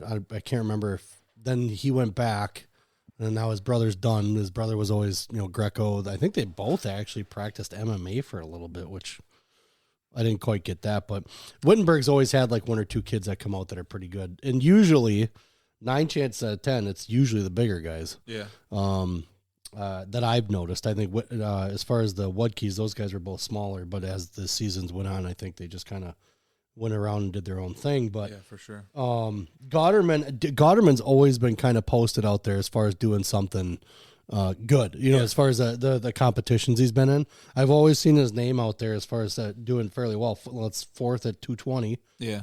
And then 3rd at 220. Yeah. So he's really not doing all that bad. Right. Well, I mean, he got 3rd too behind Gavin Teagles of Cadott and Cole Ebert of Reedsville. Yep. He's doing all right. Yeah, he's doing pretty good. He's the real deal. And I know maybe like hypothetical tournaments is not something to like base a guy's skill off of. But we like for when we did Podium Winter Palooza, like if a division had 3 guys place top 6, like you that's a really good like top part of the division for sure. Yeah. And 220 Gotterman ended up placing. And I think like just to be so like obviously we just could talk results and whatnot, but to say like, oh, you can be in a conversation where you're at the top 6 at your weight class regardless of division. Sure.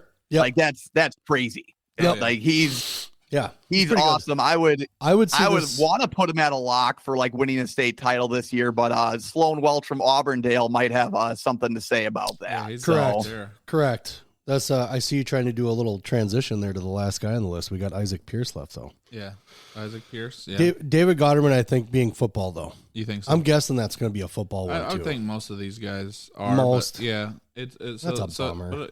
I mean, I got a lot of heavyweights on there.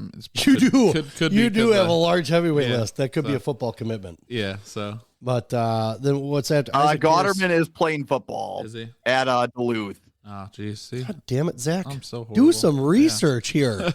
Pull up social media. So he's doing football. Where'd you say it was? Duluth. Duluth. All right, cool. Staying in the Midwest here. That's where the football's best anyways. Yeah. So then Isaac Pierce Ashland took 3rd at 220 in 2022. Yeah, D2. Who did he lose out to?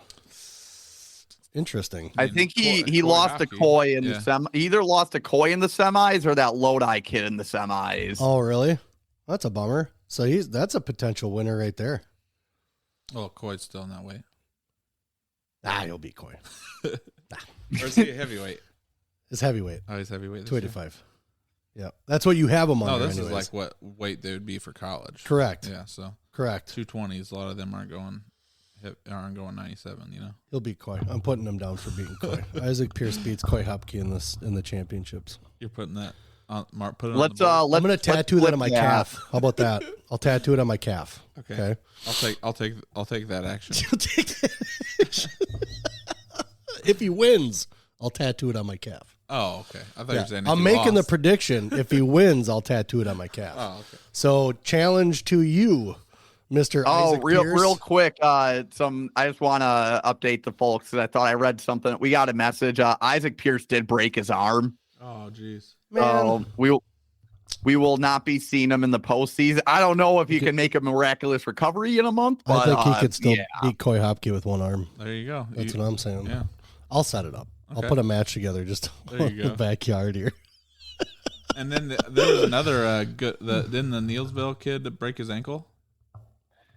Yeah, I forgot. I talked to the Neilsville guys on Saturday too, and I forgot what happened. I forgot what happened with his ankle. They're hoping he's just good to go by regionals because he could theoretically probably just make the state finals off of one good leg. Yeah. Sure. So yep. Yeah. Theoretically, yes. Yeah, I heard it was iffy if he's going to be able to come back, but they were going to try. Yeah. So Isaac Pierce broken arm doesn't matter. Dang. That's a bummer. Yeah. Still can wrestle in college though, Yeah, so worthy inclusion on this show. He could. Well, so now here's the thing though too is that if you have a kid that's got an injury, and he could have had college guys contacting him already, like you said, some of these guys knew, they just didn't make a decision or want to talk about it. With that being said, do colleges expect you to make an announcement? I don't know. I would. Do colleges expect that, Teague? Do you think? Do you know? Do you think because you're like, hey, I'm going to come to your school, do they expect you to make a social media announcement? I think that's just today's day and age. Yeah. That's just my assumption. Is it? It's I don't make those things for them to put on their Instagram. You know, they make the thing with them I know. in the singlets and totally, stuff. So totally. Well, because they're expecting it if they make it. You think so? Oh, if they make that, they're going to drop them if they don't. No, but I'm just saying, like they would if they go through the time to make that for you and give it to you. I would think they'd want you to post it. They take like 5 minutes to make. I know, but I'm just saying, like, yeah. Not saying it's a lot of work, but it's work. Right. No, I'm not saying it's not, but it's like at the same time though too. I mean, it's because not every kid is going to come out and say they're going somewhere, right? I mean, a lot of them are just secretive. Yeah. So does the coach look down on that? Or they're like, oh, okay, that's your decision. Yeah. I'm sure they allow them to make their own decision about it. I mean, essentially for them, it's, if it's 5 to 10 minutes of work, it's almost free marketing for your program. Yeah, oh, totally. Sure. Hell yeah. Because I mean, usually they're using a picture of you in your high school singlet and they just swap over the colors or whatever onto the singlet so that it matches what you're doing. But I'm not saying it takes a long time, but it still is something that they do for people. Yeah, so I made a couple. But yeah, right on. Yeah, cool. And like not to put the onus. You never put me in one of those. Get in your pink singlet. I'll put one on. No, never mind. Don't make one. You're an All-American, dude. You might as well get yourself out there. Oh man, you know that Teague, right? He's an All-American, right? Recent. Yeah. Yes, sir. Yeah, no, I heard about the pink singlet. Okay, all right. Lost the bet, and then he had to go wrestle and All-American. Folks, it's out there. You can go look on Track Wrestling. Oh, man. It's out there. Go check out Zach Pearson wrestling in a pink singlet. It's fine. It's good. It's entertaining. He does well. It's actually worth watching. Teague's looking at his screen like, what the fuck are these guys talking about? Get out of here. Give me a tournament name, and I'll look it up. Oh, man. Postseason Nationals. Just look up Zach Pearson. It's the most recent one he's got because it's the last one he did. I don't think track was a thing when I was wrestling, so I don't have. I should be. What year did you graduate? 2002. Oh, track was around. Not in Indiana. The tournament started in like 04, 05, and they were mostly like Wisconsin based. Yeah. Were they? Well, yeah. I mean, it was what's his name doing it. So Tritz, yeah. I talked. So I got one more on the list. Sloan Welch, who we've already talked to. We're talking about. Yeah, we're talking about though. Placed fourth at 82 in 2021, and then qualified last year at 82. And 82 was pretty stacked in D3 last year. Sloan's always been kind of fun to watch. I think he lost to Ormond. Yeah, State, so. He's always been kind of fun to watch. I mean, he's been around wrestling forever, so he's kind of he's a monster this year. Yeah, he is. He's fun to watch, and that's the thing is like a lot of these kids, especially the bigger kids, you always see them because of the weight thing. They're doing really good somewhere, then they got big, and it's like, and then they come back up again. They climb, then they have a decline. They climb back up, and it seems like the inclines are always higher. Yeah. Each time they reach another level, each time they get better, and that's why it's so fun to watch these guys. Because like one year you could be watching like, holy shit, he was doing this last year, and then you catch him towards the end of the year, like, all right, there he is. That's the one I knew, Yeah. So that's always fun. Well, I think he kind of gave Garrett Kovchinski a little welcome to high school moment, and did he? I think it was the bi-state semis, and well, Kovchinski did like a little sit out, and Welch just hit him with a chin drop, and like Kovchinski almost fought it off, but it was just pure it was a pure battle of strength, and Welch is not going to lose many of those. And I didn't. think Welch pinned him, and I think Kovchinski is going to be a little more active in those sit out positions now. I didn't think Kaczynski was going to get beat at all in his high school career. I really didn't, because he goes over to Concordia and practices. Oh yeah. Yeah, he has to wrestle college guys because there's no one in the fucking state that'll practice with him. Yeah, that's crazy. He's huge, but he's kind of like Liam though. When he practices, he goes balls out. Like there's no half pedal for Kaczynski, man. Like he doesn't, and that's just, and his dad necessarily isn't that way. That's just how Garrett is. Right. And I was a little surprised to hear that he was losing it all, because we were going. So like we went down to the middle school national tournaments down in Ohio. He killed kids. Yeah. And we kind of knew it just because of the size he was and the age, just the way he was built. But man, he was running through him. And you hear that Sloan just put him on his back. It was like, hey, welcome to high school. Ta-da! Yeah, I mean, he only beat that Blake Berry 6-5 too. Really? Yeah. Man, I suppose. I mean, it just goes to show you're running into man muscle. Oh, yeah. It's not the same, dude. Yeah. You're going to get handled just like a man. So. Yeah, for sure. I get it. I totally get it. Well, that's your list, man. Yeah, we made it. Couple guys playing football. We made it. Couple guys playing football. A couple guys just don't want to say nothing and don't know what they're doing yet. Yeah. So with that being said, college coaches get on those kids. They're all really good, and Wisconsin's on the rise as far as total depth. Kittleson, Noah Hardy, pay attention. Yeah, I'll be in. These guys looking around, especially for the bigger guys. And I know a lot of the guys that I've been hearing from, just because kids are graduating and trying to fill some spots. No one's injured. None of that, but guys are getting older and graduating. So finally starting to get all those COVID people out that were there for 7 years. 7 years get ago. their doctorate and nothing pass the bar, and they got like 7 degrees. And So what's coming up next here? We have. So how does it go here, Teague? Is it regional sectionals? It's gonna. Well, we have the last quote unquote regular season conference. Yeah, then so we have the last regular season next week is conference, which I have my own thoughts on conference tournaments. So do we. Then I mean, it's useless. So the thing that they do in Southwest Wisconsin, they have a River, Ridge, and Valley. Yeah. They have a River, Ridge, and Valley conference tournament where 3 different conferences they can group up. And they all wrestle each other. Yep. There's the SWAL SWC challenge where the SWAL and SWC combine and they wrestle each other for one big conference tournament.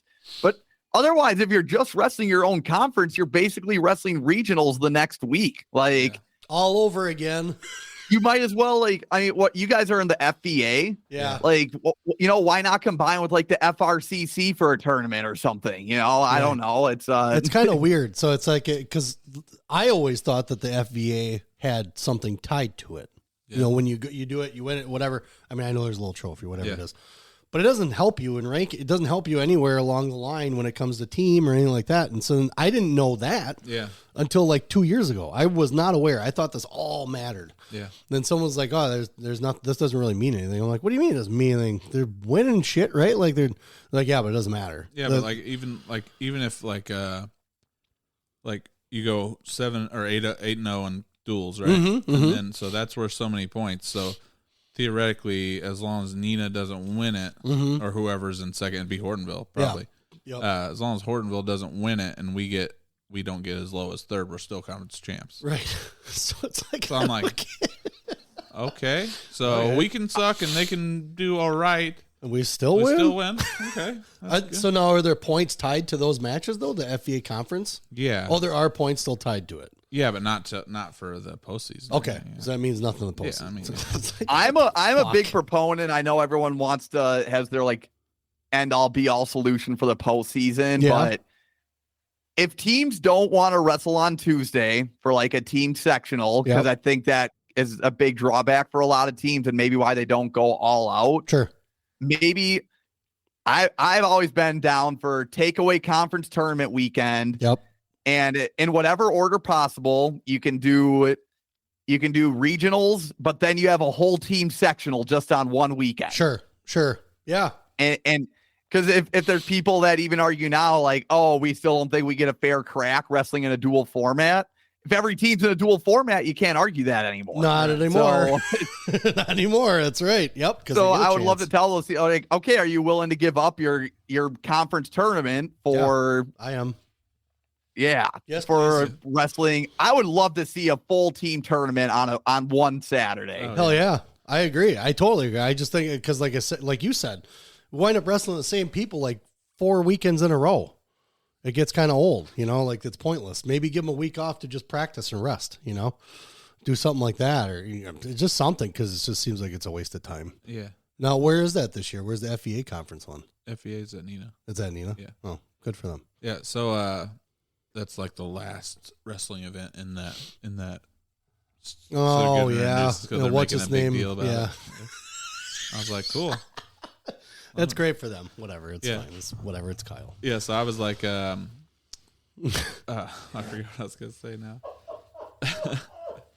That's funny. Yeah. It's still good. So with the new gym that they're gonna have, I think they're doing like some kind of a special ceremony. From what I heard. Oh yeah. Because they're doing Nina's getting a new high school, aren't they? Yeah, they're getting a new high school, and those guys will have a new wrestling room, and Kyle will have all this stuff, and that's great. Hopefully the hockey team can use it.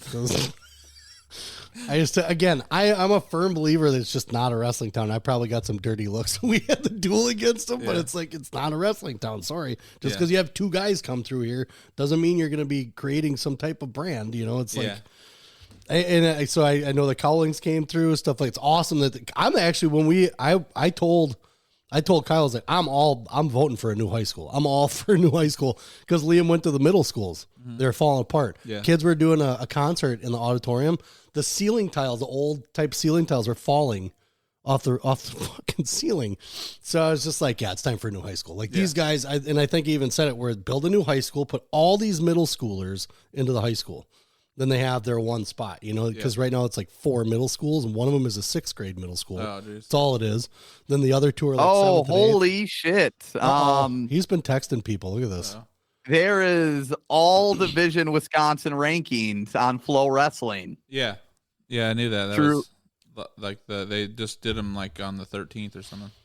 High school teams or January 11th. Yeah. Drew Best, who did some stuff with Wisconsin Wrestling Online, is doing them. Okay. Really? Damn.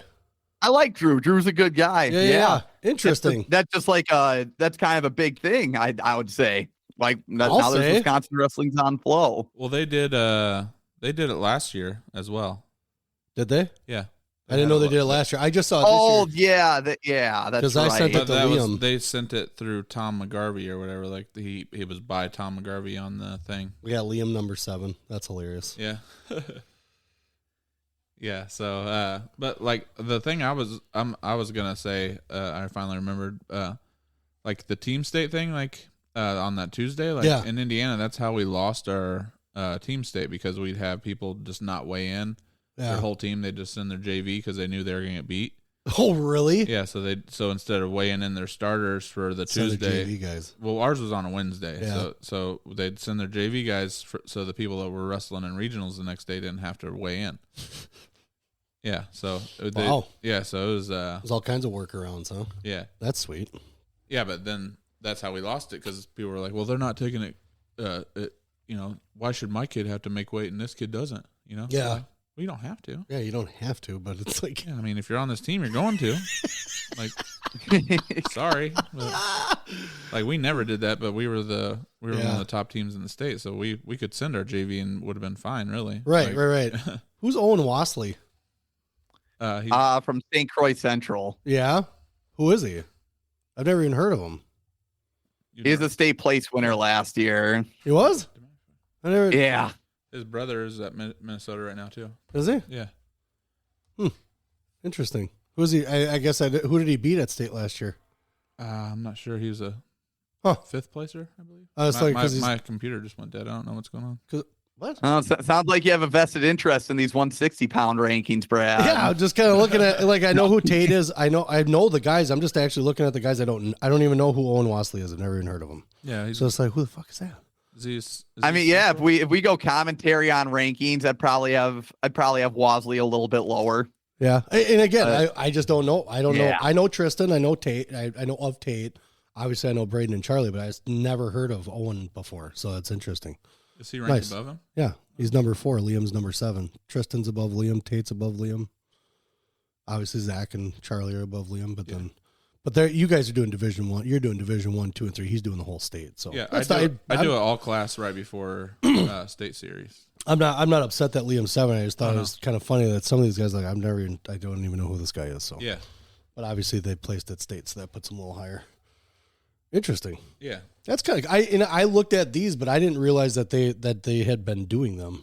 Yeah, for a while. They that's did them cool. last year. I don't know if I think this might be the first time they put them on there. Sweet. This year, though. Yeah, I don't know if it was as like advertised last year. Yeah, high five, Drew. Well done.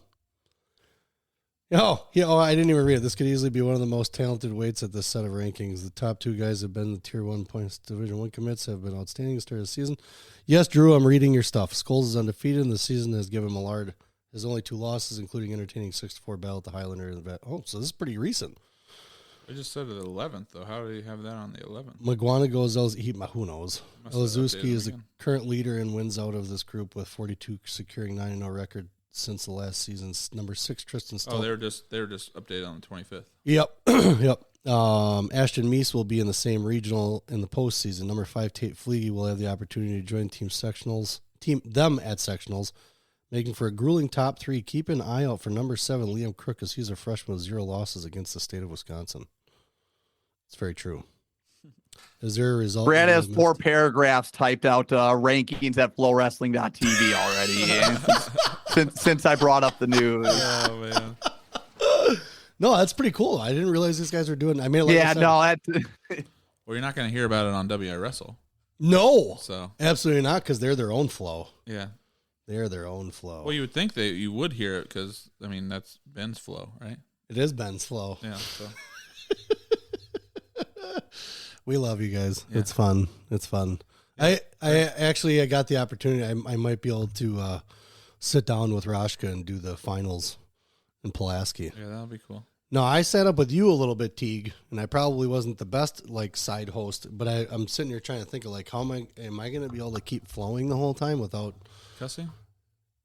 That's another fucking problem. That's why I wouldn't be able to do it. That's a fucking problem. What the fuck are you doing? That's what I'm worried about, like trying to coach the match at the same time as like commentating kind of thing. Cause I'm just literally pulling myself out of that. So yeah, for sure. But yeah, it's interesting. That's cool that they're doing the right while they're doing all states. Yeah, and they're doing. Yeah, they try and get a little as bit many as they can. Yeah, high school they get somebody from every state. You know. Yep. Cali, they got Illinois, Ohio. Right on. Yeah. Good job, Drew. High five on the Wisconsin stuff. You go. That's pretty cool. So you got anything else to add, Teague? What do you got coming up? Okay, well, I don't know when this episode comes out, but I'll probably put it out today before I go. Oh, perfect. Yeah, we're recording on Wednesday the 25th. Steve's going to be doing Franklin Oak Creek tonight, which is a fun little rivalry in Southeast Wisconsin. Cool. Okay. Then tomorrow, I don't know for sure what I'm doing yet. I'm guessing Holman lacrosse, waiting to get back to someone on a good quad up in the Northwest. Mm-hmm. So nice. I might be doing that. And then off week this weekend for me. I don't know what Steve's doing. Yeah. But then it's going to be the full postseason swing, man. Right on. Yeah, that's going to be exciting. I can't wait. I know as far as just watching stuff this year, obviously there's a little more at stake, for my side, but it's just fun watching. It was fun going last year. Yeah. That was really exciting. I'm sorry, but I'd never been to a team state. Oh, you have? That was fucking cool. Yeah. That was super cool. Holman on the one side, and then just screaming. We're on the other kind of thing. That was a really, really fun time. And I'd never been around a wrestling environment like that. So I love the team duels. The team duels are probably the best. Now, don't get me wrong. I've been to individual state a couple times, so it's kind of. But even if I were to go on to both of them at the same time, I'd be like, I'm never going back to individual state. I'm always coming to team state, man. Because team state's awesome. Shit was sweet. Yeah. Also, a fun little self brag here. Yeah. I'm proud of us for it. You're full of those today. With what's up? I told you confidence is one of my issues, so I'm working on talking myself up a little more, There you go. Right on, man. What's up? We with Steve doing Franklin Oak Creek, we've essentially gone to a tournament in like each 4 corner of the state. Nice. So, how many do you have a count of how many tournaments you guys have covered? Not overall, no, but it's that's your next challenge. The range I'm really proud of. Hell yeah. Yes. So where's the farthest? So you're talking about where you are. Where's the farthest on our side going north that you've been to? Oh, I mean, if it's straight north. So like we did the Cheesehead, I would say New London is more out there when I did the Cutler Classic. Yep. Then did Eau Claire, went to Somerset for team sectionals last year in Division 2. Okay. And then Riverdale, which I messed up on the streaming end. We still went to watch it, so I'd say we covered it loosely. Yep, still covered. So we got the southwest portion down as well, and then Franklin Oak Creek for Steve. And Yeah, I haven't gone southeast as much, but I think just given the location, it makes sense that Steve's the one making his way down there. Sure. Yeah. Right on. Okay. Yeah. Cool. Yep. Well, we got Pulaski coming up. Yep. And then Teague's not touching that. Oh, speaking of, sorry, again, I'll cut you off one last time. Of course. Since it is coming out today, we're having Chris Genrick on the show tonight. Shut up. And we're going to be doing a Pulaski invite preview, a.k.a. it's called The Invite, I guess, is the invite. Yeah. Wow. Going to be be previewing The Invite with fellow wrestling nerd Chris Genrick. Didn't he used to post it on the forum every year like that? Is he going to do it after? Yeah, after he does your episode at least. If they let him. Yeah. Yeah, I'll tell. Hey, man, just hold off for a moment and yeah. No, I mean however many platforms he gets it out there is awesome. Yeah, sure. Yeah, he always does a good job with it. Chris is good stuff. Because even though we're going through his written preview, I still think you get different stuff between reading the preview and listening to the show with him. Oh, definitely. So, yeah, for sure. Yeah, Chris was fun to have on. I actually had him in house. That was fun. Cool. Yeah. He's a good dude. He's an awesome dude. Sorry, I cut you guys off there. Last self plug. I need to start paying you now for advertising. Yeah, dude. It's like $50 a plug, man. For real. Where do I send the check to? Buy me a coffee. It might get lost in the mail, but right. I don't deserve it. That's fine. So you got that coming up. We got Pulaski coming up. And then we start the final run, the trail run of the season here. Yeah, the fun conference week, and then the conference part 2. So this is where I get, and this is a real reason why I always want to have you on, Teague, is because I don't understand. We're in the FVA, right? But that's the conference. Yeah. What other conferences are then around us? Wouldn't the FRCC be like the next closest one? Is that the Fox River? What is that one? Classic Conference or something? Is it? I don't know. Isn't the one that Freedom and all them are in pretty close to us too, though? Oh yeah, literally the Northeastern Conference. Yeah. Oh, okay. That's what that one is. I went straight to FRCC because I know that's more divisional teams, but yeah, I mean that's the D2 teams in the Northeastern Conference are nothing to scoff at. Right. Yeah. So we know who's in our conference, right? So that would mean then we have regionals, right? And that's basically conference, right? So then Menasha. Yep. So then we break that off into sectionals. Who's in our sectional? Ours is we're with you guys Slinger. Are a little south this year in terms of we're with the Slinger regional this Slinger regional this year. Okay. Which is like West Bend, Nina. West, East, Slinger, okay. Hartford. Oh, okay. Yeah. Okay. All right, cool. Which is probably the team that we'll probably have to wrestle at team sectional. I think they'll probably win that. Hartford? Yeah, they're looking pretty good. Are they? Yeah. Okay. I haven't heard you guys talk too much about Hartford. That's where I learned my pretty good from. Yeah. I think Hartford could surprise people. Okay. Yeah. Cool. They had a really good tournament at Waukesha West the other weekend. And they did well at the Highlander. I think they got like 5th or 6th. Oh, no kidding. Okay. Yeah. All right. Sweet. With 2 guys out, so. Well, guys, it was 2.5 hours. Yeah. We really banged New out. record for us. It is. And we actually got a lot of information out. Yeah. I mean, that was a lot of wrestlers, man. Yeah, for sure. Every weight class, I think there's at least 2 in each one. Yeah. Heavyweights, you're really loaded on the football players, dude. Tell you what. I like to have football players have a chance to re-sign somewhere for wrestling. Reconnect with their wrestling roots again and actually go back into wrestling. So, no, it was good. We covered a lot. I appreciate you, Teague, coming on last minute. Again, you need to get into Steve's ear, and he needs to tell me when he's got the next free date so I can get him on the show. We can talk to him, talk to the other voice of the Wisconsin Wrestler Podcast. Yeah. Do that. Because I know he reached out to me. I was maybe a week after we did the show or something like that. He's like, I'd love to be on. I was like, yeah, hell yeah. I mean, I don't want just one dude. I want to have them all on. Yeah, for sure. So then what I want to do then is come full circle, then have all 4 of us on, right? Because I wanted to try to do something, and I don't know if we're going to be able to pull it off for state where we have me, you, well, you're coaching, so it's going to be really hard for you. Yeah. Me, you 2, you and Steve, and then get RQ and Jacob where we all sit down and just talk about the teams, the wrestlers that made it to state kind of thing. Yeah. And sit down and have one podcast. And I want to try and figure it out where you can get away. I know it's going to be hard. Yeah. But be able to talk all of them and sit down and just have one gigantic Wisconsin podcast.